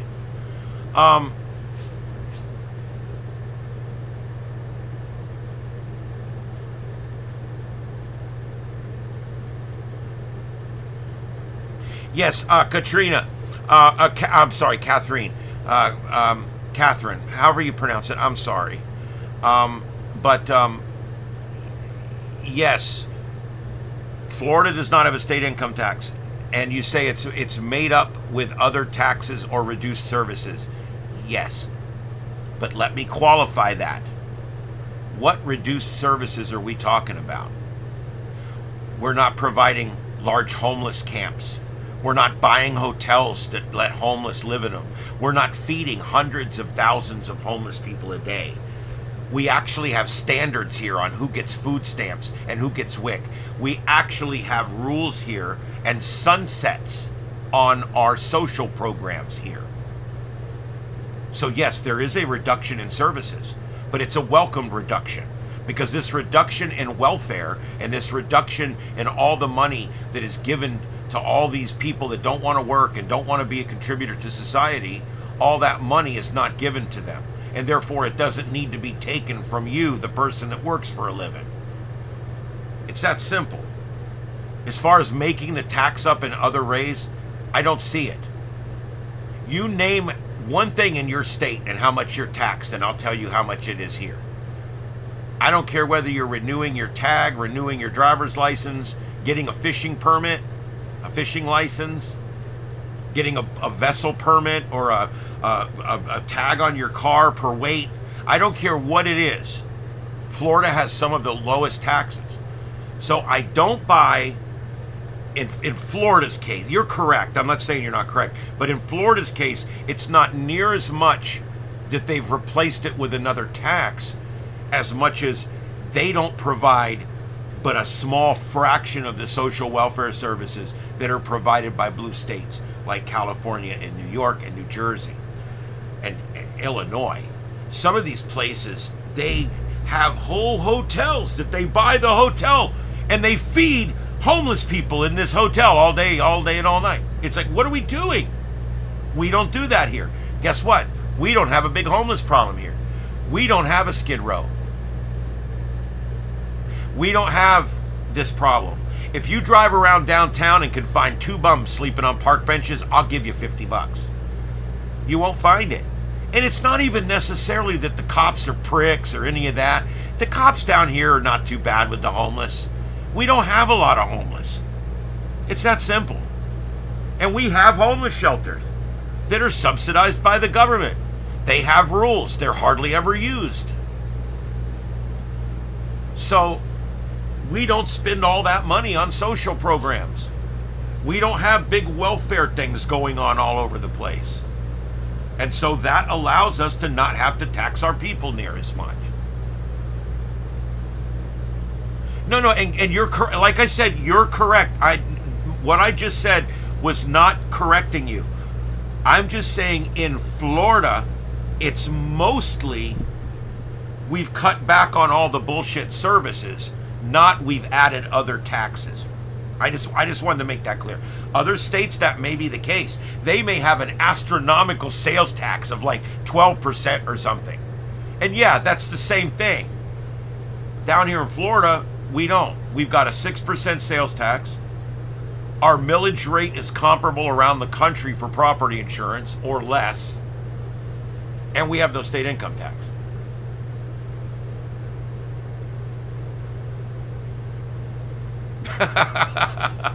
Yep, there you go. You know, the funniest thing, when Cape Coral was first, these guys went down there in this swamp, right? And they started knocking down the trees. They deforested the swamp, basically. And they started digging canals. And they took the muck out of the canal and they put it on top of the land. And they started building streets. And they would build the properties up with the water from the canals. And that's how they built a city in a swamp. It's called Cape Coral, Florida.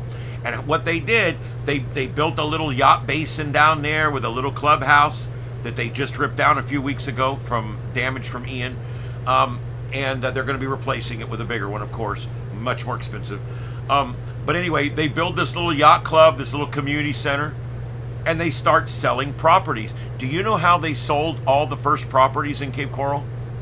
The 1964-65 World's Fair. They had a big pavilion set up there. Visit Cape Coral. If you went there and you showed them that you had good credit and that you were seriously considering buying, and you would watch the 20-minute movie and you would sit down with the realtor and you were serious about buying a piece of property in Cape Coral, Florida, they would fly you from Flushing Meadows, New York, or wherever you were, down to Florida, okay? And you would fly in to Page Field, and then they would pick you up and bring you to a little hotel that they had set up down in South Cape. It's still there today. I think it's Cape Coral Hotel or something. It's pretty simple. And they would put you up in a room, and then the next morning they'd come get you at 9 o'clock, and you got a chopper ride out to see your new piece of property. So you got a free plane trip and a free chopper ride and about 6 free meals out of it. And you got to stay in a pretty cool hotel with a bar, and in this like budding town. When this started, Del Prado Boulevard was still dirt. It's a 7-lane highway today. So I mean, it's 3, 1, and 3, whatever you want to call that, a 6-lane highway today. And so they would fly these people down, and they bought these pieces of land down here, but they really didn't realize what they were buying. There was no electricity yet, there was no sewer, there was no water, and there wouldn't be for 15 years. There was electric. The electric was running almost immediately, because it's a lot of it down there is the electric cooperative, which was a public-private cooperative down there, and they ran power, but it was the late 70s before cable made it down that far, and they didn't put water in down there till the 80s. We're talking people buying in the early 60s. Okay, so it was kind of one of those weird things where they were flying people down here. The people go, oh my God, I got to buy that piece of property. And most of them just turned around a few years later and sold it back off again for a little bit of profit or whatever. Yeah, that's interesting. I didn't kind of realize that, but yeah, I'm very familiar with the Great Galveston Storm of 1900. I studied and read about it. Heartbreaking story.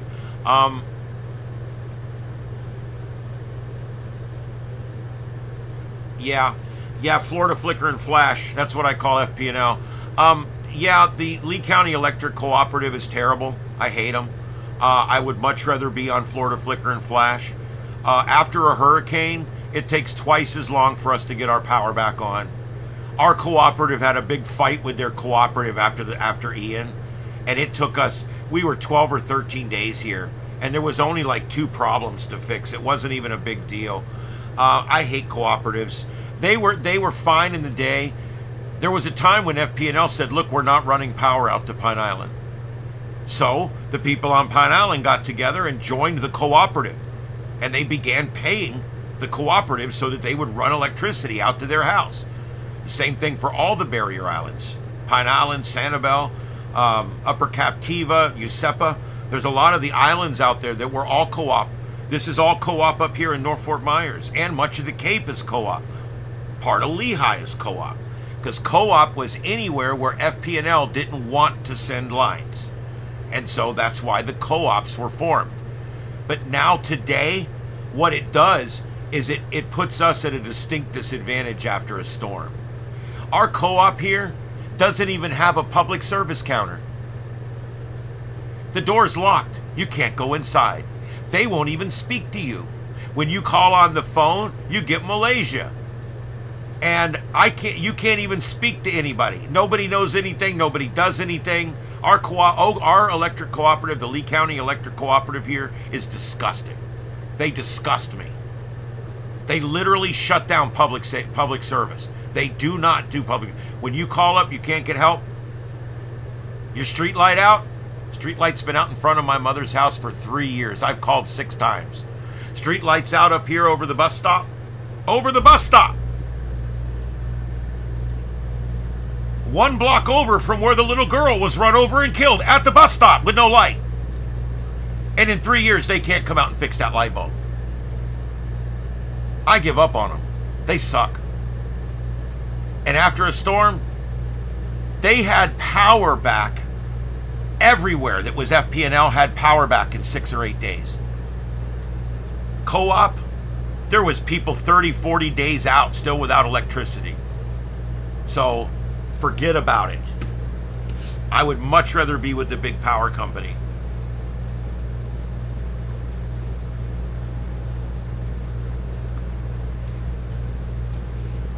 People complain about FP&L too. The power's just as reliable. They both flicker and flash and brownouts, and we have very dirty power here for some reason. I had 2 brownouts yesterday that took out 3 computers. I've got 2 of them booted back up. The third one's giving me a fit. I got a TV that during the brownout yesterday went off, and now I had to restart it by pulling the power cord to get it to start back up. They're killing me with these surges. You see Mama Bleep? She's back there eating. See her back there. She's back there eating. Daddy is not well. I don't know what's wrong with him. I'm worried about him. So you guys could send a prayer his way. Daddy Kitty, he's outside right now. He doesn't want to be in here tonight. He's weird. Today, he jumped off the counter and he like landed wrong or something. And I'm like, what happened, buddy? And he's looking at me and he's like drunk. When cats get that way, it can be one of about 10 different things. Usually it'll go away. They either ate something that made them a little sick, or they're ill. They've got an illness, a cold or a viral infection. It could be anything. I've got that shit going through here right now. Like I said, almost killed Bleep a month ago. So I think he's got something, but he's off. He can walk, but not very. He walks, but his back end is like a little bit drunk. And when he goes upstairs, he has to do it different. He's not right. So just keep him in your thoughts. I don't know what's wrong with him, but I'm a little worried about him right now.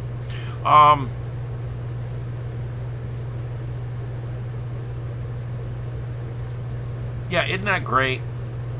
I mean, I'm sure that if they haven't already done it, my county will probably outsource everything eventually. I called Amazon the other day because I ordered $2,000 worth of stuff off of Amazon, and everything I ordered was next day delivery because I needed it delivered on Saturday or Sunday because I go to work Monday. You can't deliver $1,200 laptops and $400 devices in front of my house when there's no one here to sign for the package. So I was very specific to order everything so that it would arrive Saturday. And that way, if there was a problem, they also had Sunday to get it to me as well. It all came Monday, Tuesday. It was a mess. It was disgusting. I had to make arrangements and all kinds of shit. And I called Amazon because I wanted to file a complaint. I wanted to say, look, all this money I spent and you guys didn't deliver a single thing on time. Not a single package. And you delivered things through UPS. I don't use UPS, usually. And FedEx is the worst. USPS, I mean, it gets the job done. Snail mail. Whatever. They've sucked for years. But then you've got FedEx, when it absolutely positively has to get somewhere by sometime. I know it's not a concussion. He didn't fall like that. He didn't fall and hit his head. He was just jumping down, and when he jumped down, his feet weren't quite ready, and he rolled over to the side a little bit. I could tell something was wrong, but no, he didn't hit his head. I don't think it's physical. I think he's sick. Hey, Mama, you got food on your mouth. What's that? You get it? Mom Kitty.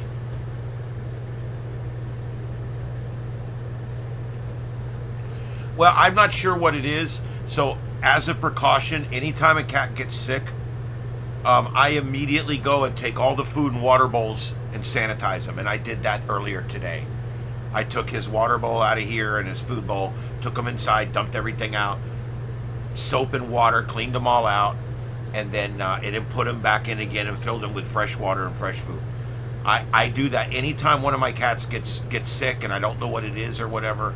I do that because you never know when water turns sour or it gets some chemical in it or something. You never know. Or, something in the food. I don't know.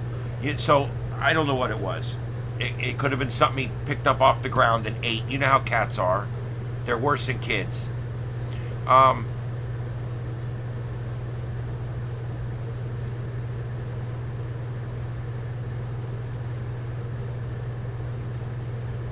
Yeah, Amazon, and let me tell you something. I still like Amazon. I still pay for Prime.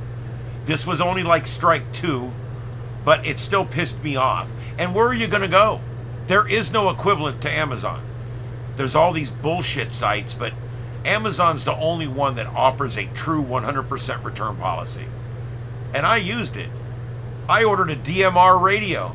It took me 29 days to realize how big a piece of shit that was, and I sent it back.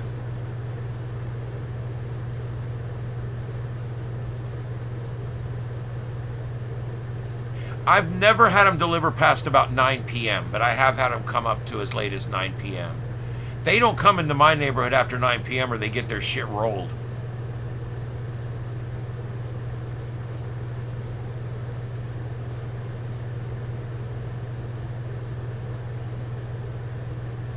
Yeah, I don't know why they screwed up this last order so bad. I think I know why, and that's why I'm cutting them a little slack. Our general distribution center here is down. They're rebuilding it. They're moving it. It's right in the middle of all that going on right now. And they decided to do it right before Christmas because they're so fucking smart. Anyway, that's all going on. And all of my stuff came out of Venice, which is an hour and 20 minutes away. So I know they're dealing with problems right now. So I've kind of given them a pass. But they better not do it again.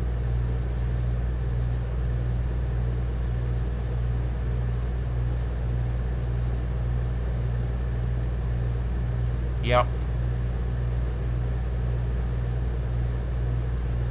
Hey, Simplex, what's up, buddy? 30-minute delivery?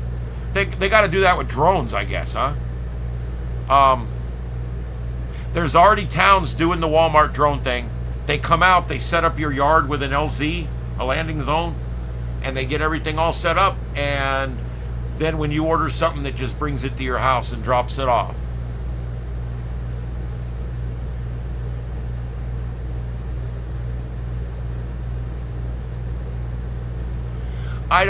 When these drones start delivering stuff in my neighborhood, these rednecks are going to start picking them out of the sky, I'm telling you. It's going to be terrible.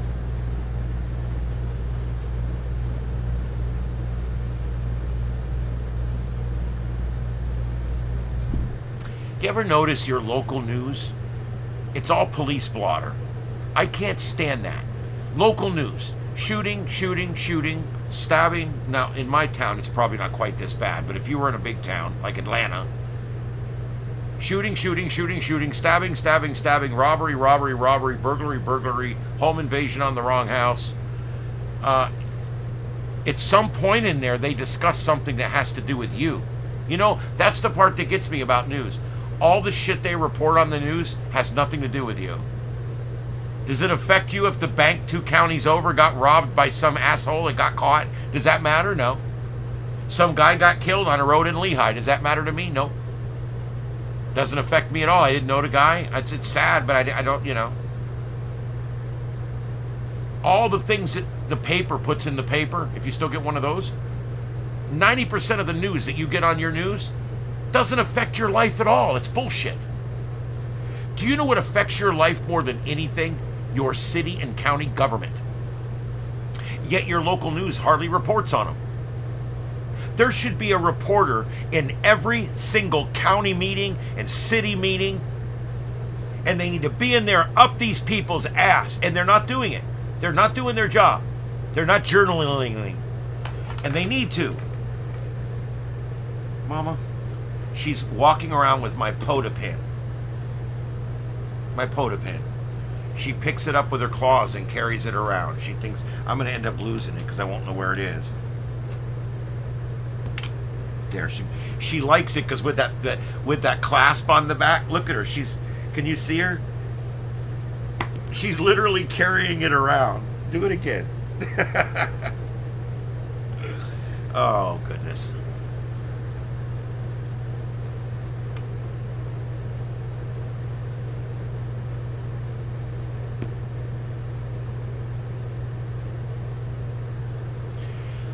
That's true, Junior, but remember, I clicked all Prime and 1-day delivery. Every search I did. Every search I did. Boom, boom. I checked both boxes because I didn't want any bullshit. Everything I'm ordering was very common, offered by 50 different distributors, and so I wanted to find the quickest, easiest, cheapest one that would be delivered the very next day. And I made sure of that, and they didn't get it done. Yeah, you know, people pay all their attention to the president.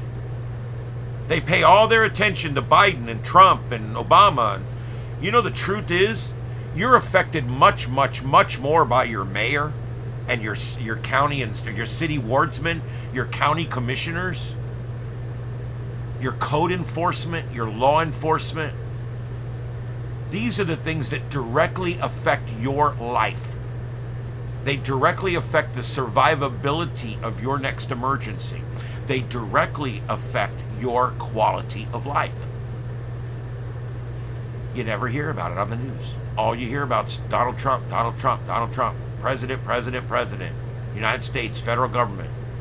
That stuff really doesn't have a lot of effect on you. It really doesn't. What has effect on you is your local county commission, your local city wardsman, your local councilman. These are the things that have direct impact on your life every day. They decide whether you can put a fence in your yard. They decide whether you can have so many cats. They decide whether their animal service is just going to kill every cat that comes in the door, or are they going to try to save some of them. They're the ones that decide. They make all these decisions. They decide how many cops are going to write how many tickets. They decide how much resources are going to be spent on solving murders. They decide how much tax money is going to be spent frivolously on all these damn parks that nobody ever uses, and how much will actually be spent on widening the roads that everyone uses. I get so sick of spending $5 million on county parks. We've got roads that need lanes.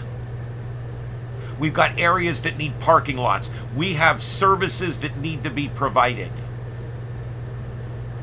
And parks aren't it. We've got enough parks now to last us forever. We got a park up the street here. No one's ever there. It's an empty parking lot with an empty trail that goes around some pond. And they made such a big deal about it. The ribbon cutting, the ceremony, the whole bit. Do you know what that's used for? A cop sits there and runs radar about 5 hours a day. That's it. That's all it's ever used for. Also, the parking lot is handy for people that are swapping children. That's it. Usually because there's a cop sitting there anyway. That's where the decisions are made that affect you every day. It's your county level. And then your state level. All of your criminal laws are at the state level. Whether you're going to do a month or a year for a burglary, that's up to the state. Whether you're going to get arrested or not for a thing around your license tag, that's the state. That affects you a lot more than the federal government. It just does. The federal government's there to provide our protection with the military. They're there to provide a national structure for our state to survive within. That's it. But that's all we talk about is the federal government. But your local government has a lot more daily effect on you. They're the ones that decide what you get to do. They decide whether your boss can open another store. They decide whether you can build that building. They decide whether you can play that music that loud. They decide whether you can use a park for that concert. They decide whether your car can drive on the road legally. They decide all of these things. Yet all anybody gives a shit about is Donald Trump, the federal government, Joe Biden. And our news is just as bad. All they care about is police blotter and Trump. That's all they talk about. Murder, murder, murder, suicide, murder, murder, murder, stabbing, stabbing, stabbing, Donald Trump, Donald Trump, Donald Trump. Midnight news. That's it. It's over with. There's your evening news. And then your national news comes on, if anybody still watches that. By the way, Fox News is outperforming all of the evening newscasts, even on broadcast television. If anybody watches those anymore, they come on, they bash Donald Trump for 20 minutes, they have a couple of feel-good stories at the end, and they sign off. It's 22 minutes. But in that entire newscast, they never discussed anything that directly affects her life. We're shit at priorities. Humans are not good at, like, figuring out what's really important and what isn't. We'll have a local election. No one shows up to vote. That's when you really have a lot of say. That's when you have the most amount of say you've ever had. Very few people voted. You could have went out and got 40 of your friends and changed the election. I mean, that counts. That's something that makes a big difference, and you don't even hear about it. But then when the presidential election comes back up, 87% of the people show up. But the local races decide how you live every day. They decide what you're allowed to do, how much you're going to pay to do what you want to do. They're the ones that decide everything about your life. Your local and state government, not the federal government.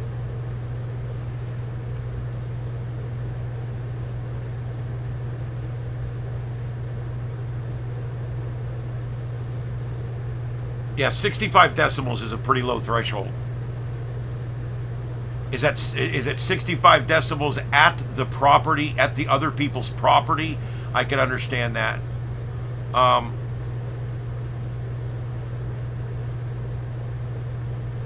Yeah.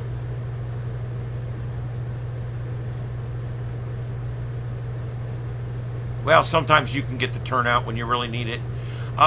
Yeah, I don't watch much TV news.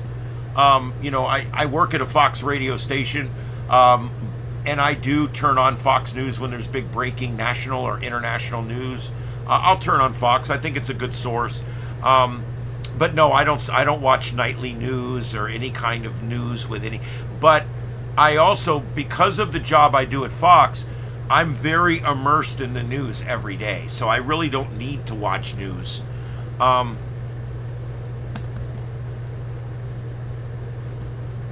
Yeah, please hit that like. I appreciate it, guys. And hit that subscribe. Hit the notification bell. Everything I do on this channel is hosted. Everything. Now, I want to talk real quick. I'm going to be signing off in just a minute. We're at 2 hours. I want to tell you guys, this weekend, I got some cool things going on this weekend. The planning is still coming together. The schedule is still coming together. But here's what we're looking at doing. I am going to the Tampa Ham Fest on Saturday. I'm going to be doing the Friday night show on the road. Yeah, I'm going to try it. I'm going to try it. I'm literally, I got, you guys want to do an unboxing? There you go. Big deal, but here we go.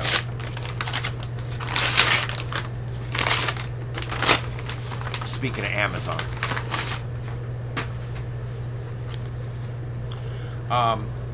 I'm hoping that this will. I'm hoping that this will solve my issue that I'm having with the power in the car. Just so you guys know, this computer uses a USB-C charger. I thought, wow, that's awesome. I could just charge it with my big batteries. Nope, 100 watts. Nothing puts out that much juice. So, I had to buy a buck converter. What this does, this plugs directly into the car and directly into the laptop.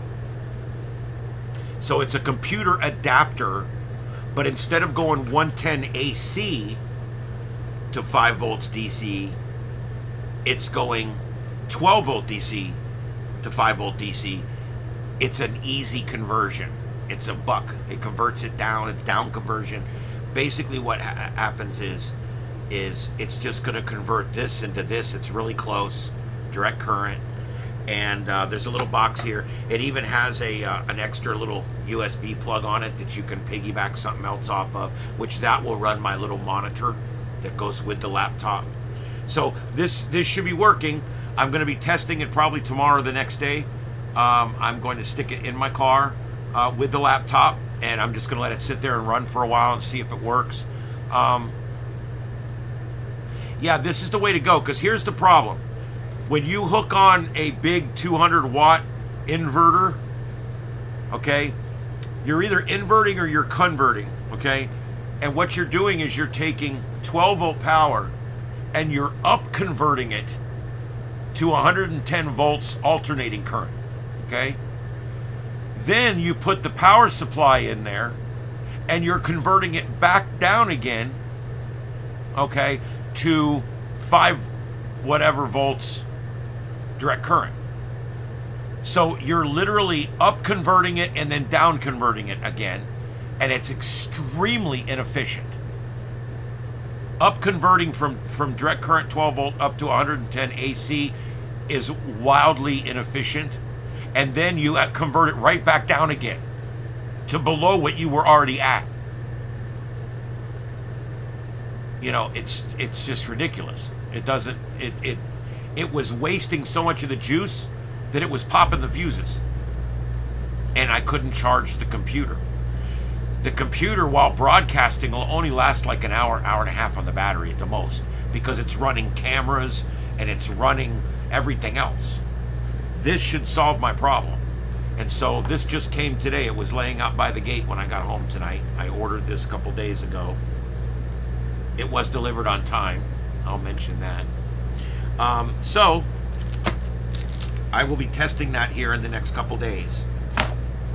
And we'll see if that solves my computer problem. If that solves the computer problem, I'm down to just the antenna now. I still have not gotten my radio to work on FT8.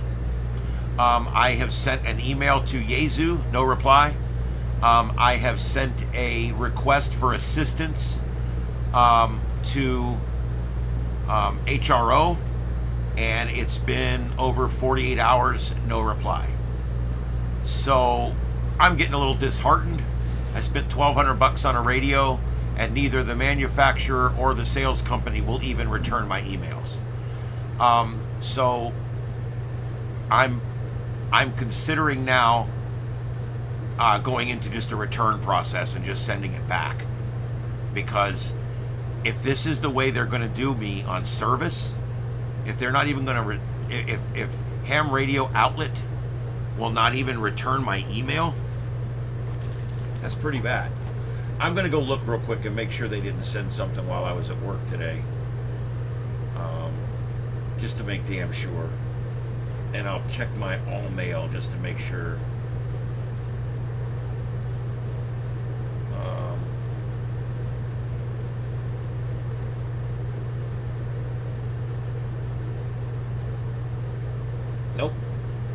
Nope, nothing. So I'm still waiting on HRO to respond. It's been 2 full business days now. I sent it on Sunday evening so they would get it Monday morning. So I'm going to, tomorrow, I'm going to send a follow-up one. Maybe I'll just call them. I don't like talking on the phone. I'm one of these people, I hate talking on the phone. And I hate cold calling people.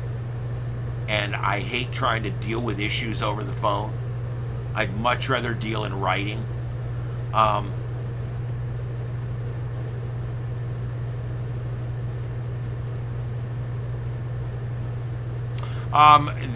When I hook the FT8 up to my computer, when I hook the USB up to my computer, it will not transmit sound. It transmits static. The receive works great. The rig control works great.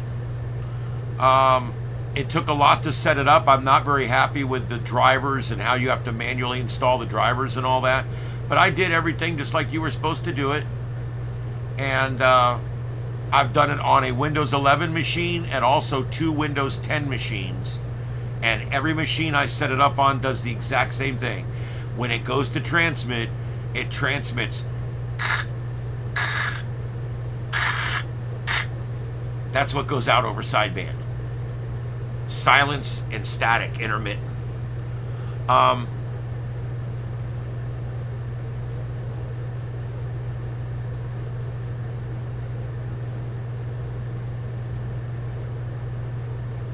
Yeah, I mean, I could get a PO box. There's options, but I don't need that yet. And then I have to drive to the PO box to get it, and I don't want to deal with that either. If I'm going to get a PO box, I'll tell you what I'm going to do. They make boxes now that I can install and cement into the ground right inside my gate, and they can just reach over and drop it in there.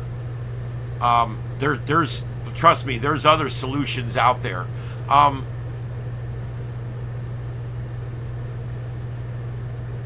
Yeah, the FT8 thing's driving me nuts. I found the official guide from Yaesu on how to establish a connection between WXJTX and the Yaesu FT710. It's the exact one.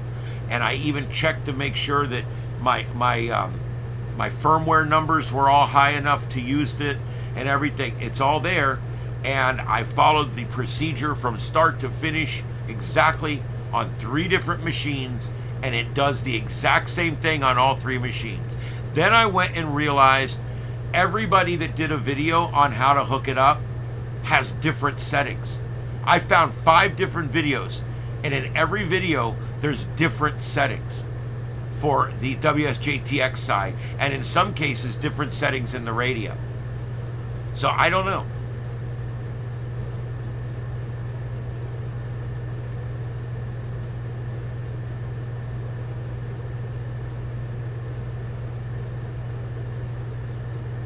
So I think what I'm going to do, I could, if I wanted to just make it easy for myself, I could just buy the signal link adapter for it, and I think that might be what I do. Because I can just buy the signal link adapter and just plug it in when I want to use FT8.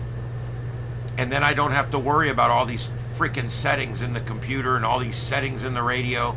I'll just set it on Vox, and I'll just use the signal link. I don't care.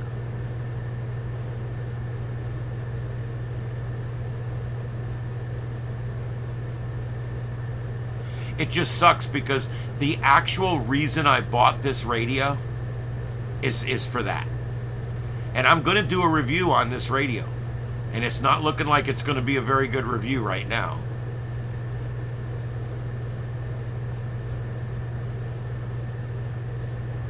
Now see, I've heard bad things about the ICOMs hooking up USB stuff, so I actually chose Yaesu because of all the stuff I was researching.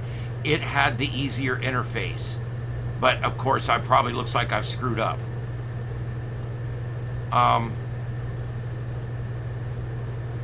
I really didn't want to buy an ICOM or a Yaesu because I think they're both raping people for what they're charging for these radios.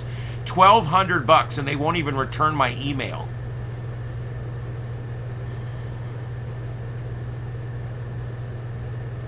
I also did not want a wall of buttons.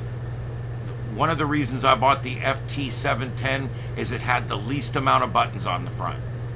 I cannot stand walls of buttons. It drives me nuts. I never know where any of the buttons are when I need them. And I much prefer menuing. The menuing in this radio is great. I hit the button, the menu comes right up, I press the one I want, I run the menu, I hit the menu button, and I'm done. It's simple as shit.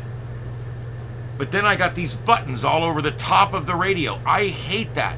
So I'm actually looking for a piece of plastic that I'm going to glue on top of the radio over those 5 buttons that I don't need. Why do I need a band button? I have 4 ways of changing the band. I don't need a button for it. I can press right on the frequency and roll it up to the next band. I can press band on the screen and press the band I want. I don't need a button that says band. I don't need 3 or 4 different ways to do the same thing. I hate that. And yeah, well, which radio's best? To be honest, I don't know. I've met people that would swear by one, I've met people that would swear by the other, and I've had bad luck with both. My ICOM 756 Pro 2 never could get rig control working. Bought 3 different sets of cables, hooked it up to 5 different computers. That radio never worked. It never had rig control. And you know what I finally had to do? I finally took this old set of headphones that I happen to have right here, and I put these headphones on the microphone. My first 10,000 contacts were made like this. I put this down inside a sound box that had padding all in it. And then I wrapped it all in a sheet and closed the sound box up. And this was inside the box, just like this, with this rubber banded on the end of the mic. I made my first 10,000 FT8 contacts like this because that GD radio would not rig control. It would not do audio. Then finally, I was able to get the right, after buying 2 different signal link cables. The first one went in the back of the radio. That one never worked either. Wasted money on that. Then I finally bought the signal link cable that goes into the microphone plug in the front. And I was finally able to do FT8 on this radio. And I had it for 2 or 3 years before I was able to use it properly. And I still have no rig control. When I do contesting on it, I have to go in and manually type the frequency every time I make a contact. It sucks. And that's why I went with Yaesu, because I had such a hard time connecting the ICOM. It never has connected. I've had that radio 3.5 years now, and none of the rig control shit ever has worked on it. I had to use a signal link box and Vox. And so I bought the Yaesu because it supposedly hooks up really easy to the computer. Horseshit. Absolute horseshit. Manually installing drivers, shit that doesn't work, constantly restarting, trying to get it to work, nothing works. I'm very disheartened, to be honest with you guys. I'm going to this Hamfest this weekend, and I'm going to speak directly to the HRO people, and I'm taking the radio and the box and everything with me, because I might just give it to them there if they'll take it back. I'm done. But trust me, first thing I'm doing when I get to that Hamfest is I'm going to HRO, and I'm gonna have it out with them. I'm gonna tell them, I bought from you guys specifically because you guys service what you sell, and you won't even return my goddamn emails. I used their contact form. I've sent 2. So I don't know. I don't know what radios are better. I got an ICOM that won't connect with my computer, and I got a Yaesu that won't connect to my computer. So as far as I'm concerned, they both suck.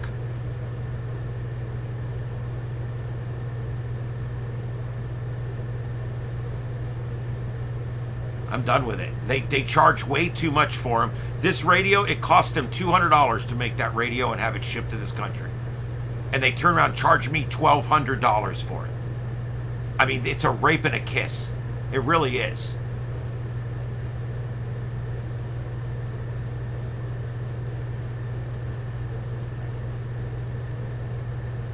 And now I don't know what I'm going to do.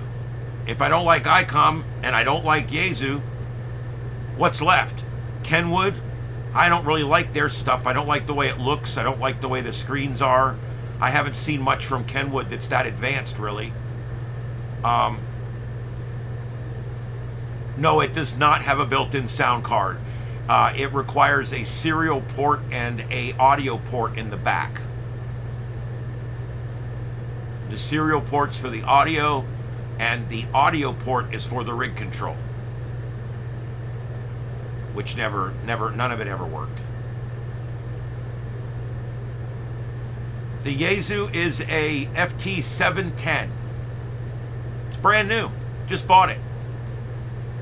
I've had it for about 45 days now. The other night after the show, we talked about it again, and I went back and I went and did it. I went through the whole process again, and I could not get it. It does the same exact thing. I even used my 756 Pro 2 to listen to the frequency, to hear what it's putting out, and it's putting out static.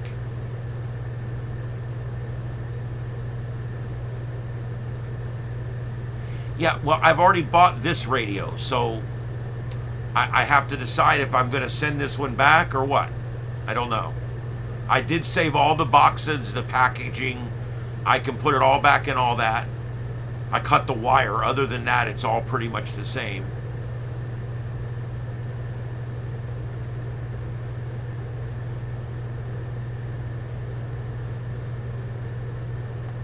Well, this has a built-in sound card.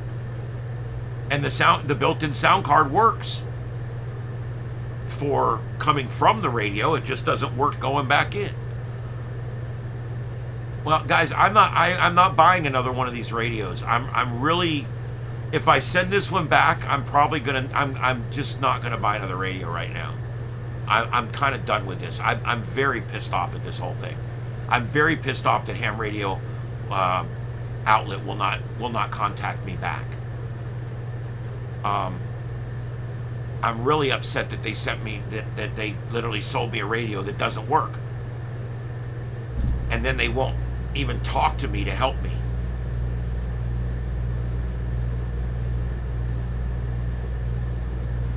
So part of the reason I'm going to this ham fest is to talk to the ham radio outlet guys. I'm hoping that same guy is there from the same people do every weekend. They do the conventions every weekend. And so I'm hoping I run into that same guy. Because I'm going to tell him, I got it in the car. I'll go get it and give it back to you. I'm done with it. It doesn't work.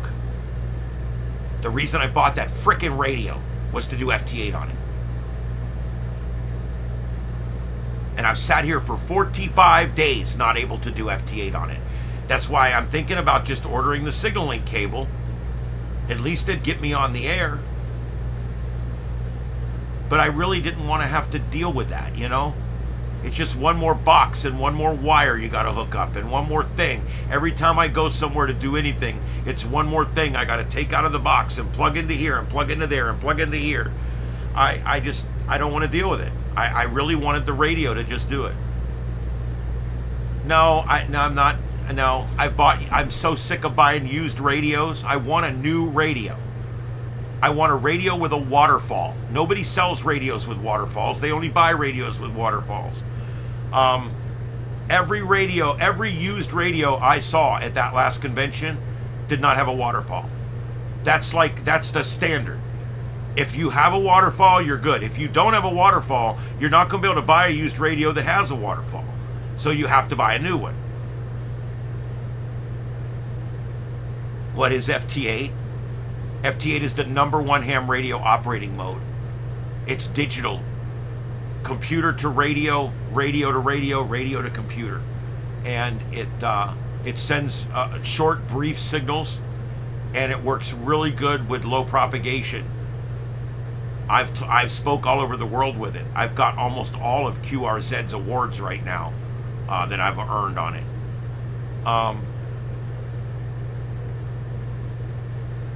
I don't know. Maybe eventually used ones will come out that have a waterfall, but I have such bad luck buying things. I really don't think I want a used one. I bought this other one used, brought it home, and it never worked.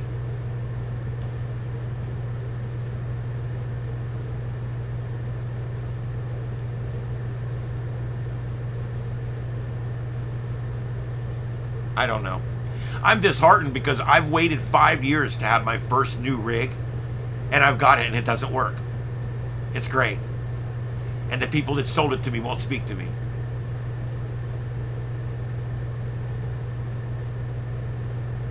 Yeah, I don't do QRP. I don't have luck or patience for QRP. I do 20 watts, standard 20 watts on FT8. And I do 80 watts on voice, and that's my standards.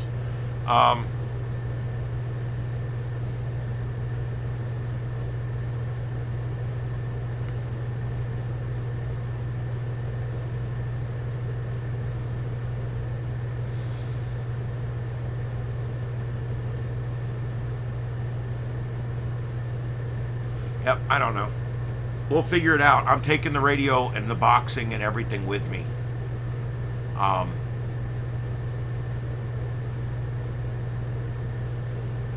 they're going to want to fix it and send it back, and that'll take 30 days, and I don't want to deal with it. I don't want to deal with it. If they're telling me, look, we're not going to replace it, we're going to fix it, no. I don't want a radio that's been all taken apart and fixed. I don't trust these assholes to take my radio apart and fix it right. I think I'd be better off just buying the signaling cable. I think that would be the better idea. Now, if they'll replace the radio with one that works, that's different. I would do that.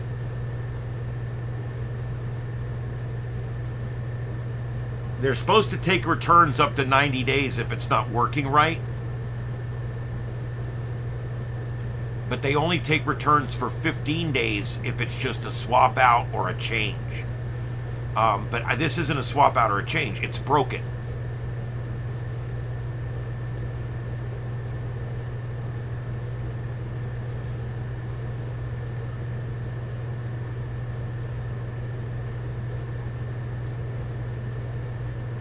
I don't know. I don't know what to do.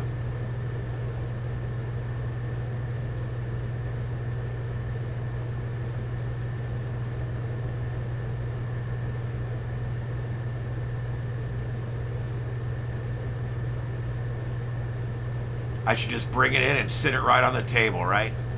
Here it is. It's broke. And I don't want it fixed. I want to return it. It sucks because I like the radio. And I've bought parts to go with it now that probably won't work on the next one I end up with.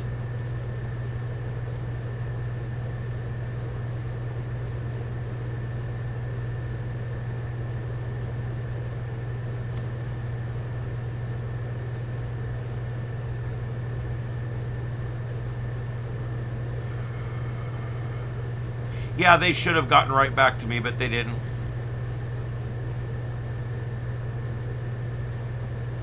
I think I'm going to call them in the morning.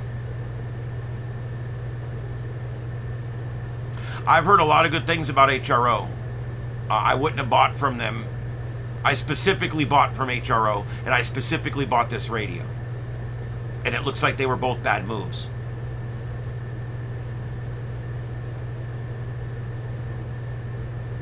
But I have very bad luck on purchases. I have very bad luck. I get defective equipment almost every time I buy something.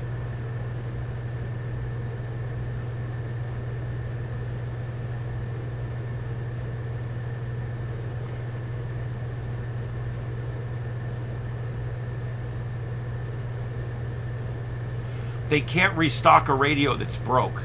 It's broken. A restock fee would only apply if I'm returning the radio because I don't want it. It would not apply to a radio that's broken. But then again, they're going to take my radio and say, we'll fix it, we'll send it back in 30 days. And I'll be another 30 days without a radio. Where I could just buy the signaling thing and plug it in.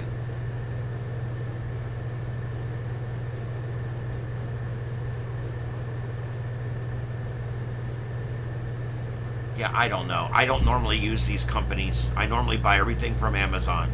If this radio was on Amazon, I would have bought it from Amazon.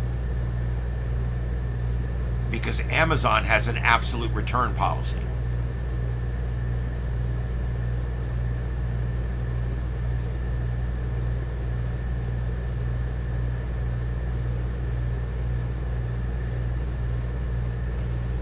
Yeah, I can buy the $37 radios generally work pretty good. By the way, remember that radio we looked at last night? You guys remember that one? We looked at it last night. What was it?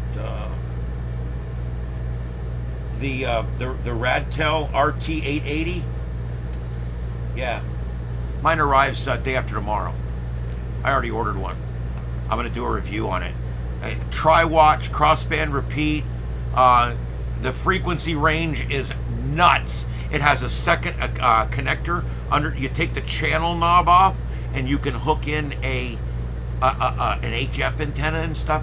My God, I had to order one. 950 plus. I don't know. I got the 880. I don't even know what the 950 plus is.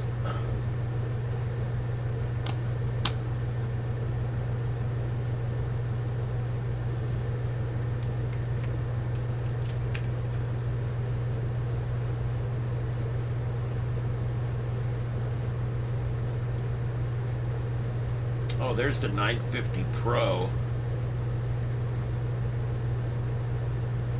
That's a nice looking radio.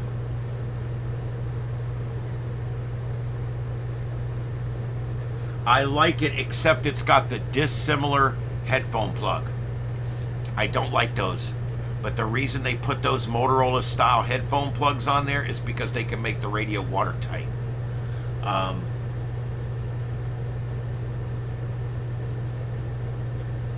This one looks like it does most everything that other one does.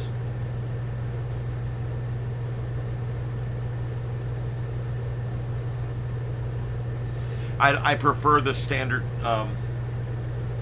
I prefer the standard programmer like this. That other one I bought, I think it has a USB-C, but I'm not sure if it takes a regular programmer or the USB-C programmer.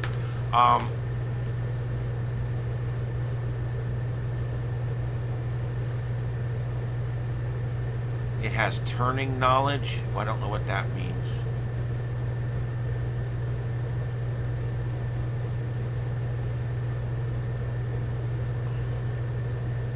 Well, it has the tuning knob, but you pull the tuning knob off and the plug's under the tuning knob.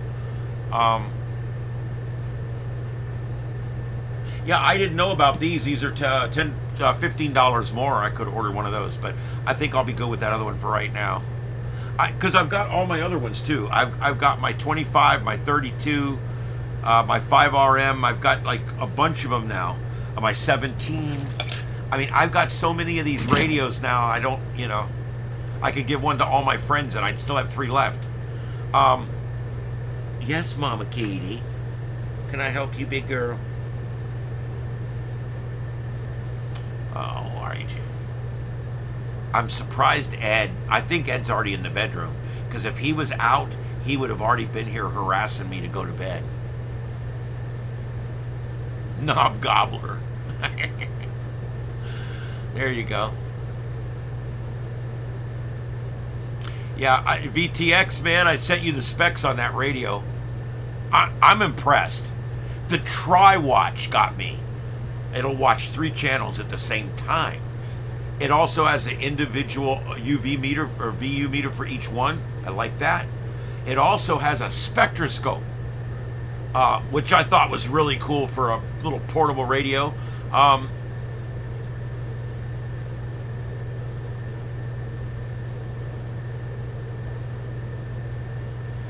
Well, what do you mean? Could I try one as a student? Just buy one, dude. They're $20. I mean, what's that? UV. Oh, I can't remember the name of it now. Hold on.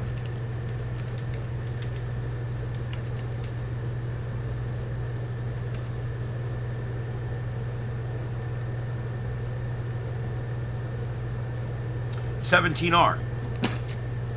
This 17R, great radio. It doesn't have all the weird bands. It doesn't. I don't know if it does aircraft or not. But this radio right here, $20. $20. Comes with the charger, everything. $20. It's the UV7R Plus ham radio multiband, 7 watts, long range, rechargeable handheld walkie-talkie. It does have airband receive, no weather radio, 2500 milliamp battery, USB-C charging port. It has an expanded receiving range. Coverage range, it receives FM radio 76 to 108 megahertz, that's commercial. 108 to 136, that's AM, that's aircraft. VHF 136 to 174. It does the 220 band, 220 to 260, plus UHF 350 to 390, which is military, don't use that. And also 400 to 520 megahertz. And it transmits on 144 to 148, and it transmits on 420 to 450. So this radio for $20 is your starter radio. So don't pay me shipping for one of my radios. Buy you a radio. Just buy it. I when I recommend these, I'm just showing you a $20 radio. I'm not necessarily telling you which one's the absolute best or whatever. But if I wanted a good starter radio, this is probably where I would start. Right there. There's the link to it. It's a beautiful little radio. It works great. Let's see what else this one has.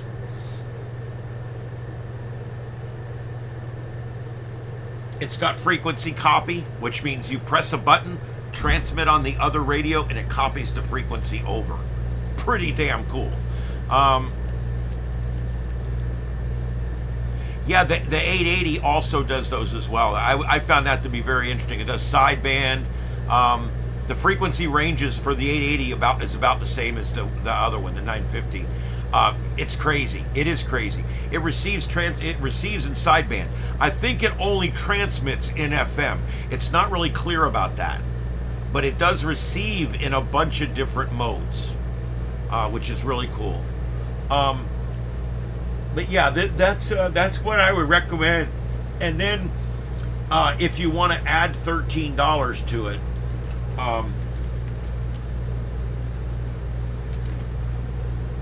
if it were me, I would add the $13 to it, which brings you up to $35, and I would buy this one. I would buy the Baofeng UV32, because the 32, it does have a little more function. It's got a bigger screen, it's got a bigger battery, it's got a nicer speaker. For $15 more, you get what looks like a public safety radio. It comes with the belt clip. It comes with 2 antennas. It comes with 2 chargers, one for the back of the battery, one for the cradle. It comes with the earpiece and everything for $35. So that would be another one there. So those would be the 2 I would recommend. And then if you just want the beast of all radios, the UV25, which, by the way, remember the UV25 was $60, $70? When I bought mine, it was $60. $33. 33. That's amazing. $29. Here's one for $29. And this one comes with both the collapsible antenna and the snorkel antenna. Comes with the charging cable and the earpiece. 10 watt, tri-power, tri-band, $29. And I'll put the link in for that. So if you guys want to get started in radio, you don't need a lot of money. I mean, there's 3 radios right there for under $40, and they're all great. Those are all great radios. I actually own all 3 of those, so I can actually speak from experience. I don't know, Stealth. I've never had to update the BIOS in a radio. I generally, the 2 or 3 times in my life where I've tried to flash BIOS, it always just ruins whatever I'm messing with. So I would never do that. That's one of those things I would never do, is flash a BIOS or change something like that. Because with my luck, you just end up turning it into a brick or a doorstop.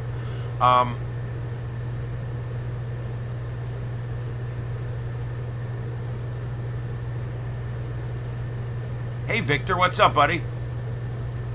You missed a hell of a show. I yelled and teared for about 90 minutes earlier. Really? I've never... Well, and let me tell you something else. I'm running a fresh version of Windows 10 that's 7 years old. No updates.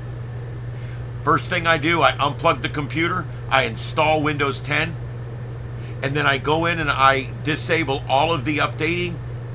I got Windows 10 Pro. I go into the group policy editor and I ban it from it. I firewall Microsoft's websites. I do all that bullshit, and then I plug the internet in. My computers, all 8 of my Windows 10 machines, are running a virgin version of Windows 10 from about 7 years ago. They've never been updated. I just keep reinstalling the same version back in the computer again. Most of the time, all this updating that they do is all bullshit. I don't think it's necessary. Okay? I haven't gotten a virus in years. I go everywhere, do everything, and I have not updated Windows. It's a 7-year-old version of Windows 10. And that's why when they come on and start saying, if you don't update for Windows 11, the Somalis are going to break into your computer and steal all your money. Okay, whatever. Look, okay? Doesn't happen that way. It depends on what you do on the internet, how vulnerable you are. And I don't do updates. I don't do updates. At work, every time we get a Windows update, it takes all of our radio stations off the air. We've had to go get special software to prevent all of our radio stations from updating. Windows updates are terrible. And BIOS updates can be even worse if they don't work right. So I don't mess with that kind of stuff. Most things work out of the box and they continue working through the rest of their life. I have not ever had to update a BIOS in anything. So that's my experience.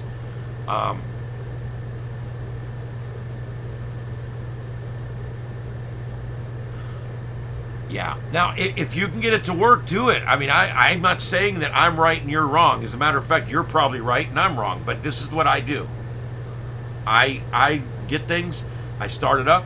When it works, that's it. I don't mess with it. I'm not going to sit there and update it when it's working perfectly.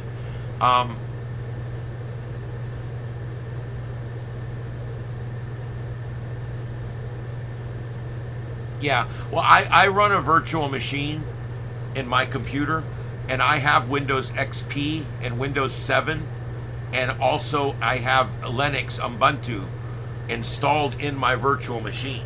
So I can run, like if I wanted to run a Windows XP, I could start up a window within my computer that runs a virtual machine, and it thinks it's in its own machine, but it's not. And it also thinks it's 15 years ago. But I can run virtual machines. That's what I would do if I needed to do that. I got Windows 11 in my laptop. It's working okay. I've run into a few problems, but I've been able to get through it. I'll tell you what I don't like about Windows 10 is the user interface. It's disgusting. It's like Apple. It's like they took the worst things from Apple and made them Windows. I don't know. It's just terrible. The look and feel is bad. The whole thing is, the user interface is disgusting. The menuing is terrible. The back of it seems to be working okay.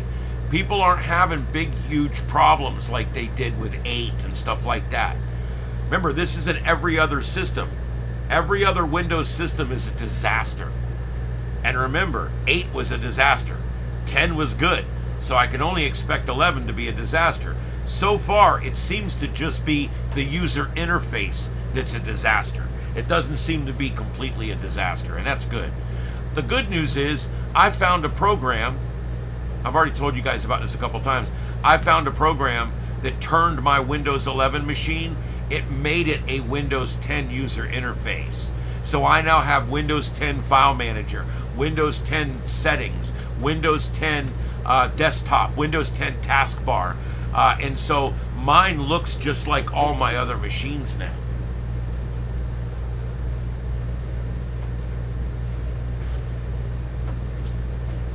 Mama, dig in the box.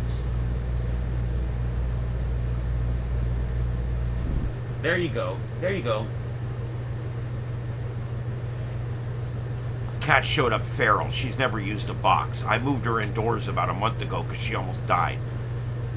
And she has a hard time with cat boxes. She tries to like take the stuff outside the cat box and pull it over on top of the cat box. She doesn't really know exactly how it's supposed to work yet. But she's getting there. You want to go out, Mama?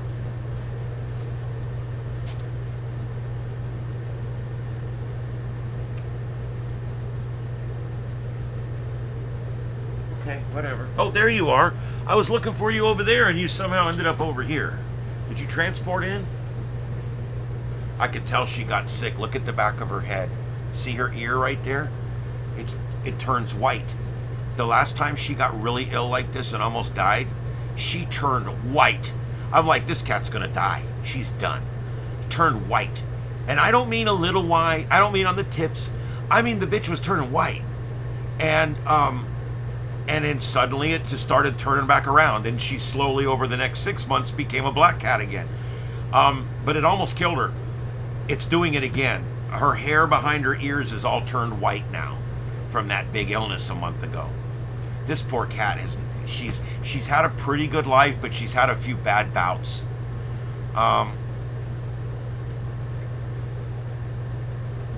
Yes. Yeah, I know we went right from 8 to 10, but 7 was good, 8 was bad, 10 was good, 11, supposed to be the bad one. I don't know. You can go back and look. Every major build of Windows, every other one was good, every other one was bad. It's a marketing thing. You always want to have a good one come out, and then you want to have a bad one come out. And by doing that back and forth, you keep people moving. No, I don't think so. No. She could have used some antibiotics a month ago, and she almost ended up in the vet. I didn't really have the money for it, but I would have spent it. I would have come up with it. She disappeared. And then when she came back, she was already she was in pretty bad shape. And then I just started giving her food and water and, putting water in her mouth and stuff. And within a few days, she was back. So,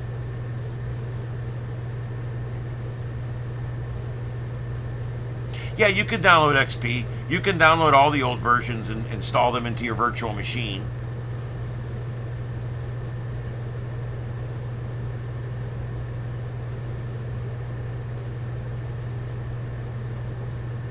Well, I'm sure they'll do 12 will probably be the next one, and then they'll probably skip 13, or they'll come up. They've changed numbering conventions 3 or 4 times. We started out with Windows, and then we had Windows 2, and then we had Windows 3, and then of course it had the upgrades, 3.11, 3.11 for work groups, and then we went to 95. And see, if you think about it, 1 was good, 2 was bad, 3 was good, 95 was bad, 98 was good, Millennial was bad, all the Millennium ones were bad, and then 7 was good, 8 was bad, 10 was good, 11 supposed to be bad. But like I said, so far probably not quite as bad as I thought it was going to be. Yeah, cats go off and hide when they're sick. She went off and hid for 4 days. When she finally come out, I grabbed her, brought her inside, and wouldn't let her back out. And I started forcing food and water down her throat, and within 2 days she was eating and drinking on her own again.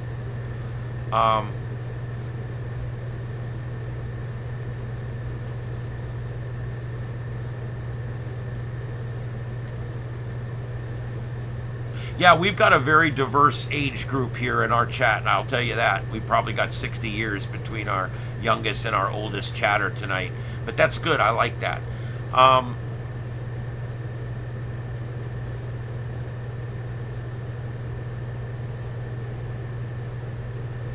Well, that's good. I'm glad to hear that the laptop battery management's pretty good with 11. That's good because that's what I'm running on my laptop. I will tell you, when my laptop's doing nothing but sitting there with the screen on, it'll last for 8 hours on a battery. But if it's broadcasting and it's running cameras and shit, it don't seem to last all that long, man. I get like maybe 80, 90 minutes at the most. Yeah, I'm 56 for the record, since we're doing ages tonight.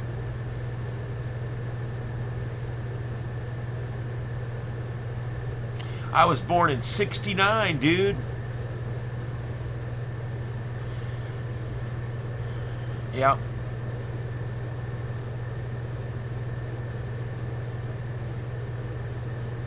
A big 50. There's a lot of us in our 50s in here. That's pretty cool. Oh, that's neat.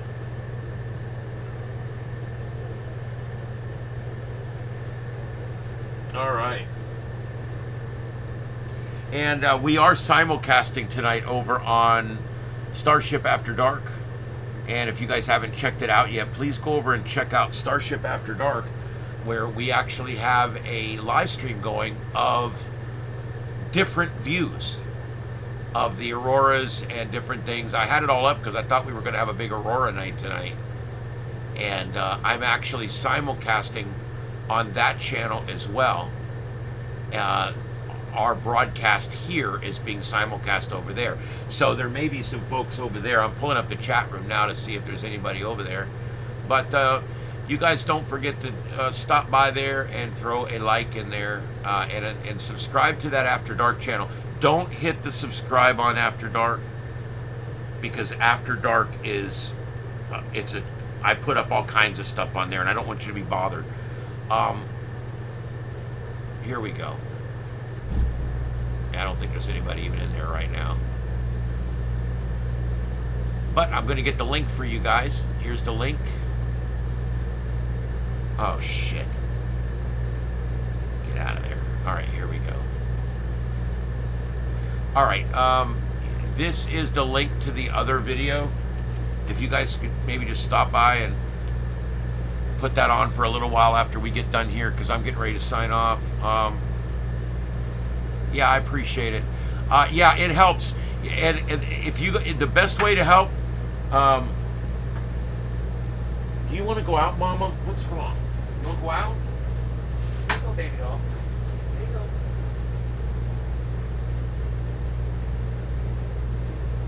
No? What do you want?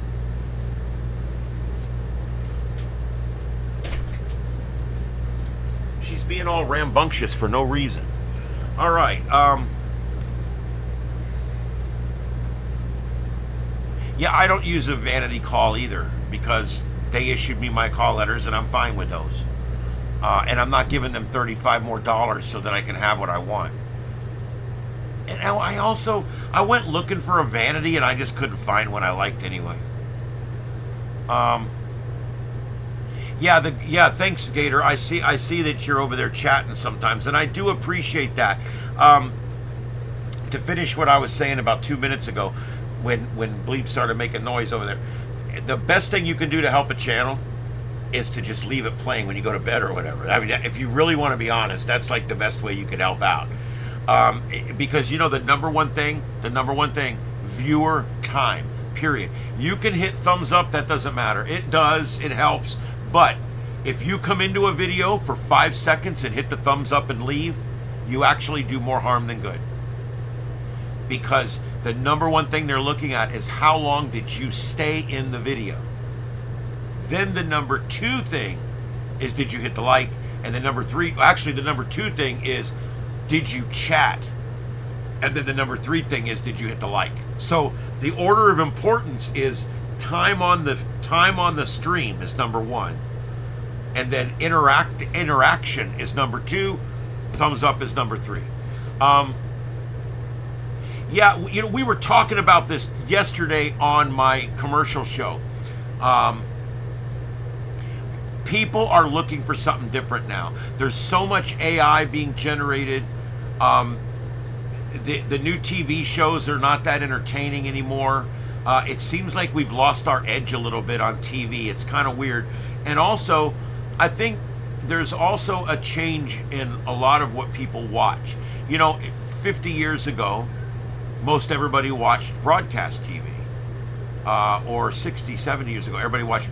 40 years ago, almost everybody watched cable TV. It kind of changes over time. Now, most people are watching, the majority of people are watching internet broadcasting now. And why? They would rather be in a show with 100 or 200 people where they have a say, where they can come into the chat room and chat, and where they feel like they know the person that's involved in the show. They know the host. You know, oh, I come in all the time. I know him. He knows me. We talk, we chat, we email.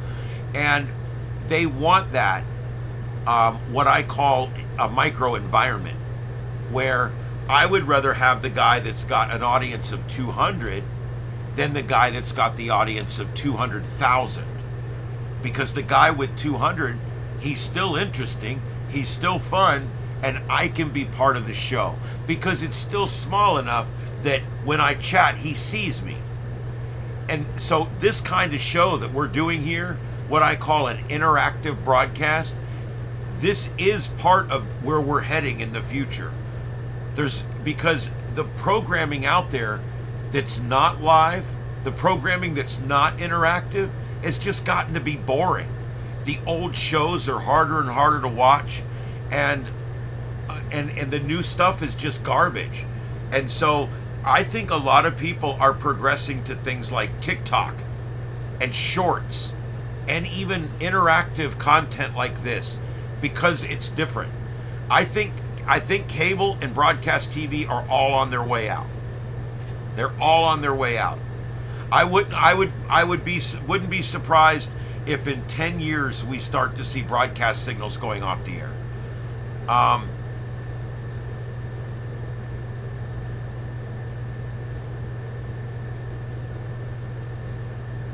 Yeah, that's it.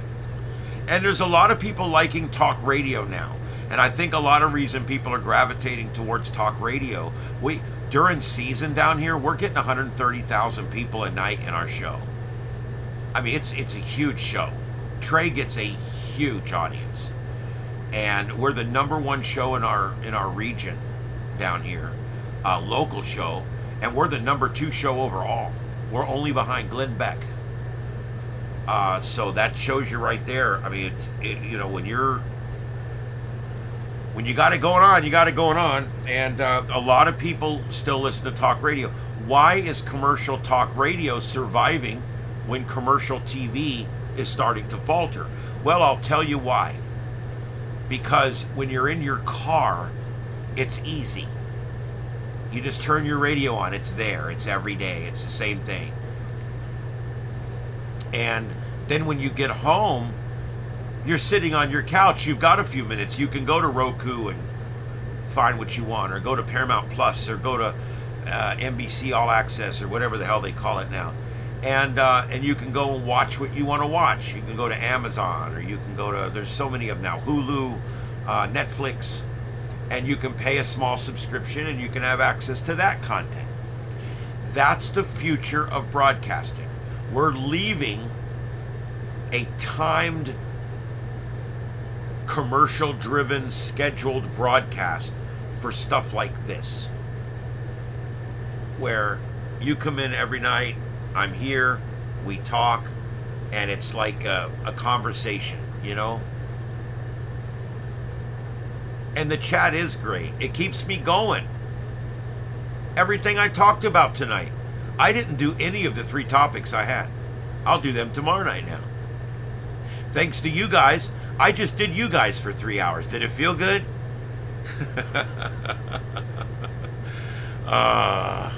Yes, they are. AM radio will be disappearing from new cars probably starting in the next year. Especially electric cars. They'll be the first to go. It's very expensive to filter out all the noise from an electric car, and even some noise from regular cars. And so yeah, the AM radio is going away. We had AM 1200, AM 1240, AM 1270, and I think AM 1460 down here, and we gave them all up. We gave them all up. Why? Nobody's listening to them anymore. Why pay money? Say, well, the FCC license was 80 grand a year for that one AM station. That's a lot of money. It is, but it only pales in comparison to the $180,000 electric bill to run that station for 1 year. So when you really start looking at it, we just got rid of them. We literally shut them all off about 6 years ago. They were all simulcasting FM signals anyway. We had 1240 and 1270 simulcasting our 92.5 FM signal, and we had 1200 simulcasting another signal, and 1460 was simulcasting our Latino channel, I'm pretty sure.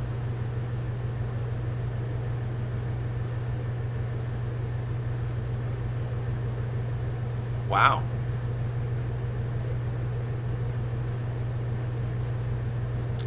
Well, there you go. Yeah, it's not like AM's going to drop off the face of the earth, but I will tell you that it won't be long and you won't find anybody talking on it anymore. And next year you won't find it in new cars anymore. So yeah, it's effectively being phased out. Yeah, I really not much else to say. That's it. It's an old technology that has been replaced by frequency modulation many years ago. I mean, the step up from amplitude modulation to frequency modulation was like day and night. I mean, if you guys go back and try to drive across the desert listening to music on an AM station, it's really sucks. I mean, it's, FM is just, it was such a jump. It was almost a quantum leap in communication.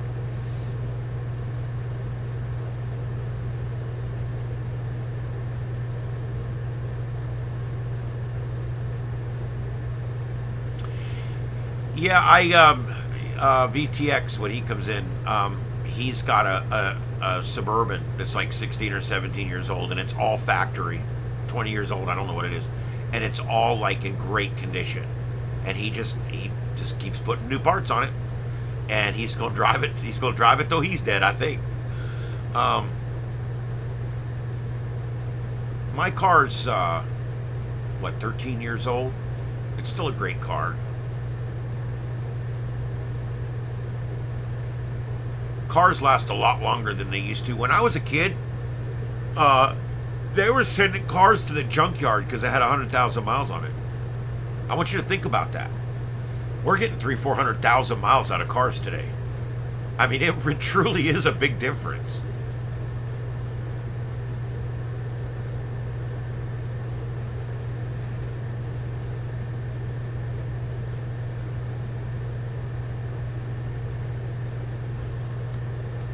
All right, guys, last call for the chat room. Last call. I'm going to be signing off. I'm very tired. I'm right now at 3 hours tonight. I was going to come on and do 90 minutes tonight, and I ended up doing 3 hours. So there you go. You got your money's worth tonight. Oh, what the hell? So throw anything in the chat room you want me to see.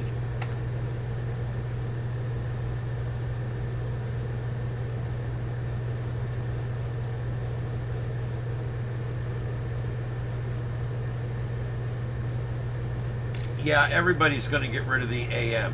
I'm just telling you guys, that's what's going to happen. They're going to get rid of the AM because it's just not needed anymore. And there people say, but we need it for emergencies. No, we really don't.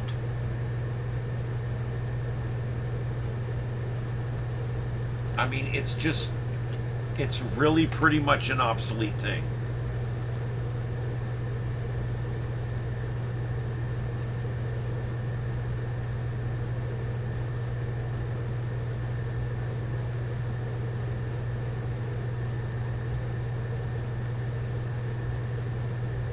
Wow. Control of electromagnetic radiation. Coronal. I hate to admit it, but I don't know that I know anything about this.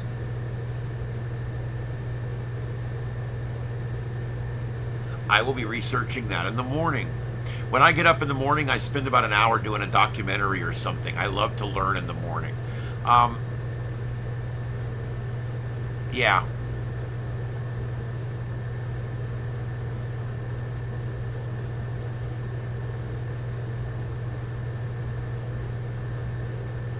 All right, Gator, I appreciate that. Thank you very much. All right, guys, I'm going to sign off. It's been 3 hours tonight. It's been my pleasure to be your host tonight on the sights and sounds of Earth right here on Starship Adventures.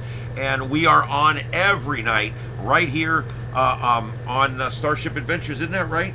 You going to say goodnight there, buddy? This is Mama Bleeper. And I'll let you guys know tomorrow how Daddy Kitty's doing. I'm going to keep a close eye on him. And keep him going. I'll do what we got to do to keep him going. All right. That's what there is, guys. That's what there is. This is Starship Adventures. My name's Ian. We're back tomorrow night, 9 p.m. Eastern. This weekend, a programming note.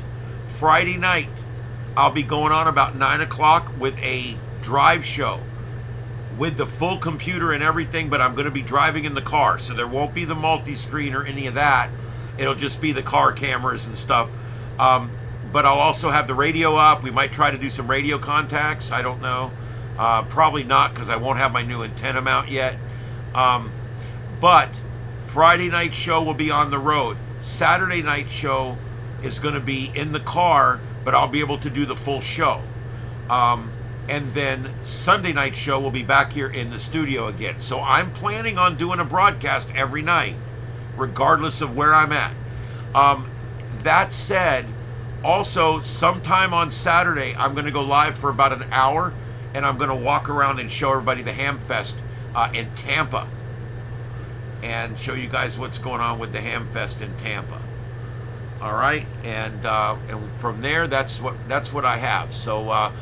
Guys, it's been fun tonight. I do really appreciate everybody coming in and spending the time. Yeah, 3 hours. My mouth is dry, and my back's not hurting that bad. This is a great chair. A friend of mine got me this chair for nothing, and it's just been a great chair.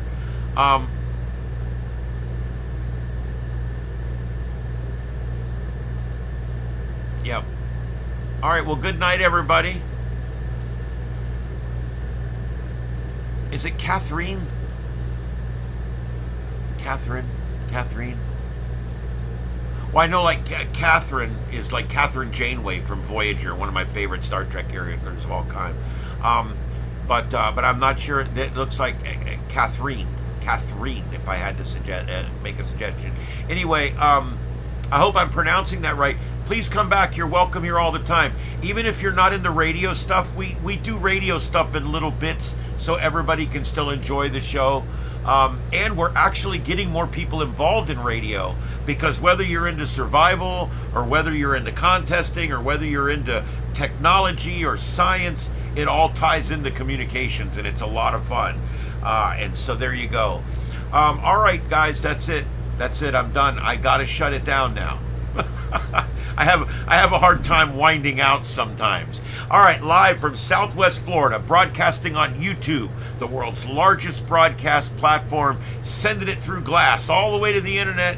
And I hope you guys have a safe tomorrow and have a good night tonight. We'll see you guys tomorrow night, 9 p.m. for another Sights and Sounds of Earth right here on Starship Adventures. Don't forget to head on over to Starship After Dark. I've got the WWV time thing going over there, but I don't think you can hear it anymore. It's faded out because it's gotten dark now. And we'll explain that coming up. I'm going to be telling you guys about that system that was on the thing for tonight, but I ended up ranting about everything else instead. So there you go. All right, say good night, Mama. Say good night. All right, I'll see you guys later, everybody. Have a good night. Catherine. Okay, very good. I got it. There we go. Thank you very much. And Josh and everybody, thank you all for being here. And hope to see you back tomorrow night. Everybody, have a good one out there. Be safe. 7 3s, everybody. 7 3.